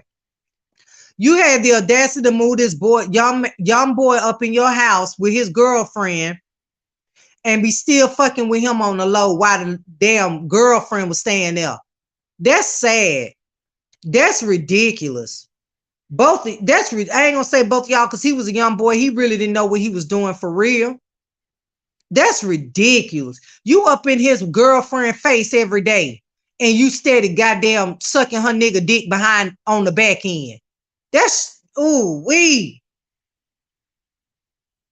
Know this man.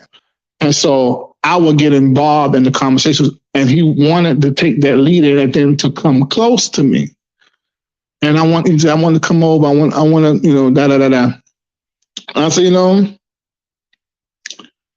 this can't happen, and when you are treading in an area that, I don't want to do that.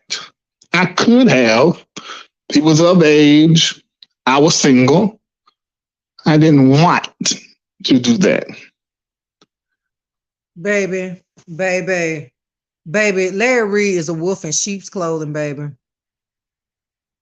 That boy probably was coming to you for because he needed money. He was with his girlfriend. He realized he really didn't like dudes for real. He was confused and he was with his girlfriend, and he probably was coming to you because you were financially breaking him off and he depended on you. So he probably was coming to you not really wanting to do the things that y'all were doing, but he needed the money. Oh, this is a fucked up ass situation is all I gotta say. I did not want to do that. Go look at the pictures and ask me, did I want to do I want to do that? I may not say I'm just a little jokey. You know, but I did not want to do that. So for 7 years he chased me. I said, they ain't gonna tell that. And he was married. He chased me for 7 years after he came back. And he tried everything. And I look back now, and I can't help but see, you know, the broken little boy that has to be inside him. But I couldn't trust him no more after that. I just couldn't. I couldn't trust him no more. And now with the stuff, you saw a broken little boy that you took advantage of. You knew the boy was broken. His mammy apparently wasn't in the goddamn picture like she should have been, apparently. The pappy wasn't nowhere goddamn round. And you seen a broken boy and you took advantage of it. You seen a broken boy and you took advantage of him being broken. he telling the way that he telling, I remember us having the conversation. I said, if you felt a certain kind of way and had to work through something emotional, just talk. I said, why are you going to talk to all these other people? Talk to me. I said, I want to understand what's going on. Is it because you get attention from them or what? I don't know. What is it? I hope that I've done something great to impact him, although I'm sure that's not going to be discussed. But I really hate that. So, Lisa, when you came back in 2010, how you saw my interaction with them then, I had already like, okay, something is not right. So that's why everybody saw him pining after me, chasing me, and I wasn't following up. I thought I was good all day until lately. So if I go off the camera, I'm just having some emotions. I love hard. I love hard and I loved it. If anybody would have told me that I would be sitting here now talking about this, I wouldn't believe it because I was around. And to see the level of love and the level of sacrifice that we gave, this was not just a regular ministry. We gave from our heart. Everything we did was from our heart. I remember, and his mom came into the ministry, which I'm really frustrated at her. Somebody can tell their story, but for you to side with the person that's telling the story, if I was her, I would know what? You tell your story, I'm your mom, but I can't get involved. Say what? Say what, sir? So I'm confused. That's that boy mama. What you mean she don't supposed to speak out on her son? Of course she gonna speak out on her son. That's her son that this happened to. Of course she gonna have a voice and speak out about it. What the fuck are you talking about? If that happened to a kid of mine, I'm gonna fucking speak out about it. First of all, that wouldn't have happened if it was one of mine. I'm sorry. I'm sorry. That wouldn't have happened if it was one of mine. But everybody ain't cut like me. But how you gonna sit up here and tell this lady she shouldn't have got involved in this situation with her son and Larry Reid? You sound a damn fool. To know that she's actually involved and did an interview with this other person, with this blogger, I'm completely confused because we took care of not just her son that she pretty much gave away, we took care of her as well. So that made it okay for you to fuck that lady's son? That what you saying? Cause you was giving the mama money on the back end and taking care of her son. I'm sure y'all was taking care of her goddamn son. Taking advantage of her goddamn son is what y'all was damn doing. So because this lady trusted y'all and allowed her son to move in with Larry Reid because she felt like Larry Reid was going to be a good mentor and guide her son in the right direction and trusted Larry Reid, she was a piece of shit ass mother and it was okay for you to take advantage of her son. Now, I don't know what was going on with this mother, why she allowed her son to go stay with Larry Reid, baby. I couldn't have did it, but whatever. Maybe the lady just, maybe she, baby, I couldn't do it, but okay. Seems like to me she trusted Larry Reid because he was a pastor. She felt like he was a man of the cloth. And she trusted him and she knew he was financially stable. And she felt like her son, if he goes over there, he will be headed, he could steer him in the right direction, in the right path. But ma'am, wrong. You sent your son over to a pedophile. That's what you did, allegedly. You sent your son over to in the closet homosexual. And you did that all for money. So that's why I say I'm sorry, but the mama got to hold some blame in this too, because I feel like because Larry Reid was breaking you off money, and he knew that if he gave you money and help you financially, that'll keep you happy and you wouldn't question nothing. So basically, he bought you and your son. Child, this a hot goddamn mess right here.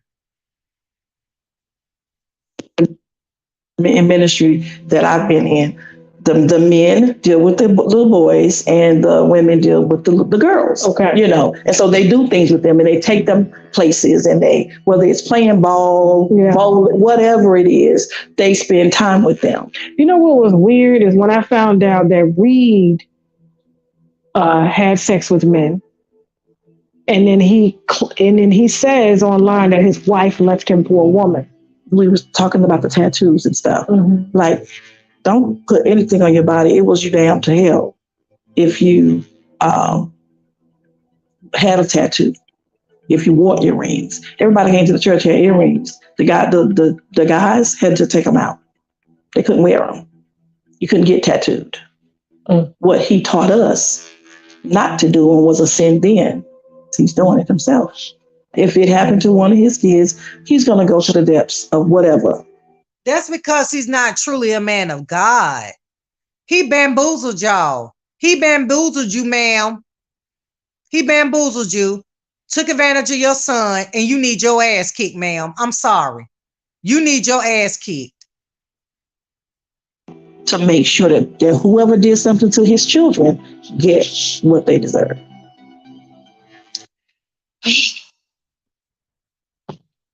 We ain't even got to the receipts video yet. We ain't even played the mom's interview. It's some others interview. I'm gonna leave that as a surprise.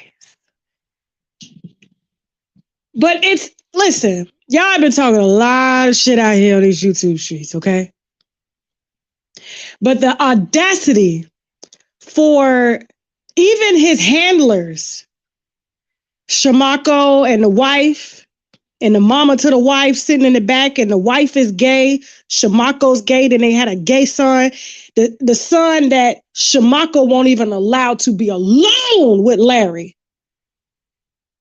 And then he has the audacity to say, he can't believe that Lavantre's mother did an interview. If my son came to me saying that this happened, I would just stay out of it. It's what he said. Well, would you stay out of it, Shamako?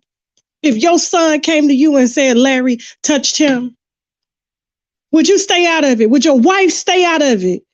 If Mr. Reid, Poopy Reid, Sticky Reid, Golden Tip Reid touched your son, because he does have a 15-year-old son himself, but want to leave his son alone with Reid. Matter of fact, Vontre told me that Shamako hugged him one time and came back and told him that he had received an erection when he hugged him, and thought that instead of him being with Reid, he would have thought that Levontre would have been with him. This is what the cake baker said. This is what the one that just said he cannot believe this boy's mother sat down, because all of them were literally. They were all complicit, all of their asses. And Shamarco is married, but then he hugging another man and get an erection.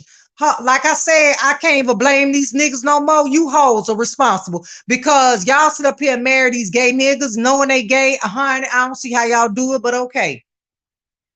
Facilitating environments for young teenage boys to be taken advantage of.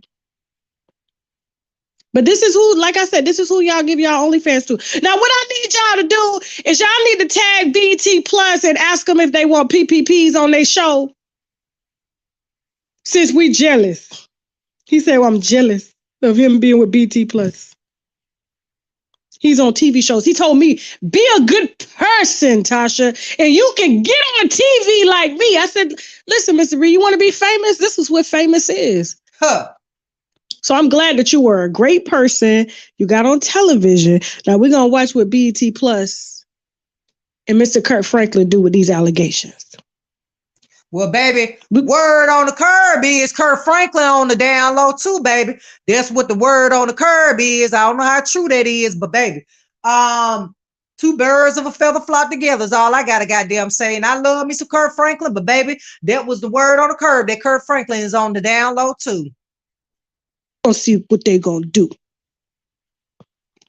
with hundreds of thousands of people tagging them, with you forcibly fondling and admitting out of your own mouth that you like to go deep and get a little doo-doo on your tip and just wipe it off. And young boys are chasing you and obsessing over you because you're just so great, but you didn't know that.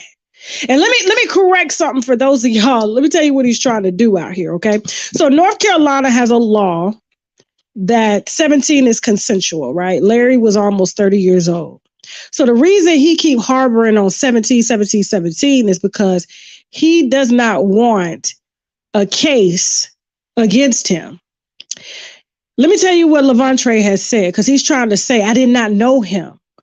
When we started Levantre's interview, pertaining to the section of him coming to know Reid in the church, I said, when did you come to know Reid in the church? And he said, we're talking about Reid. I said, yes. He said, 14 turning 15.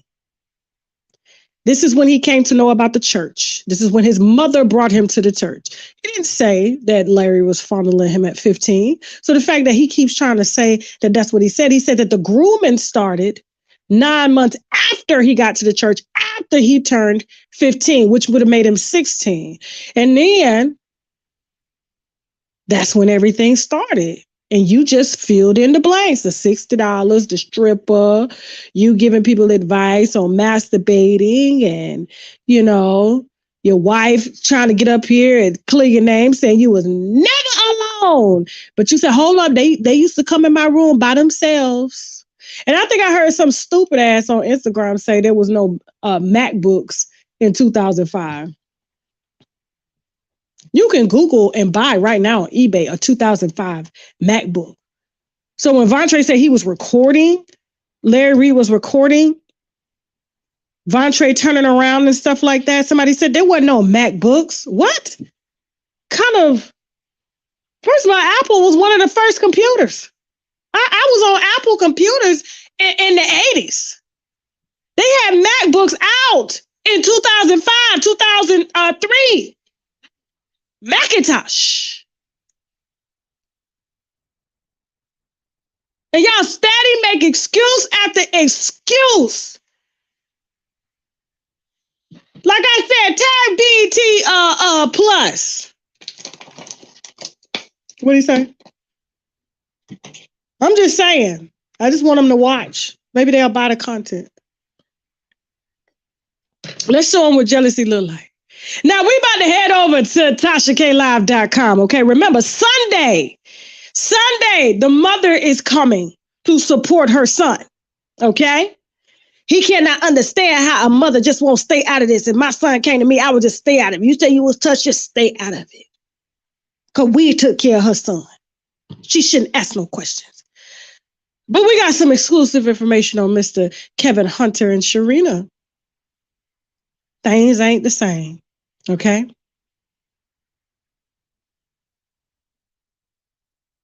All right, and that concludes the video.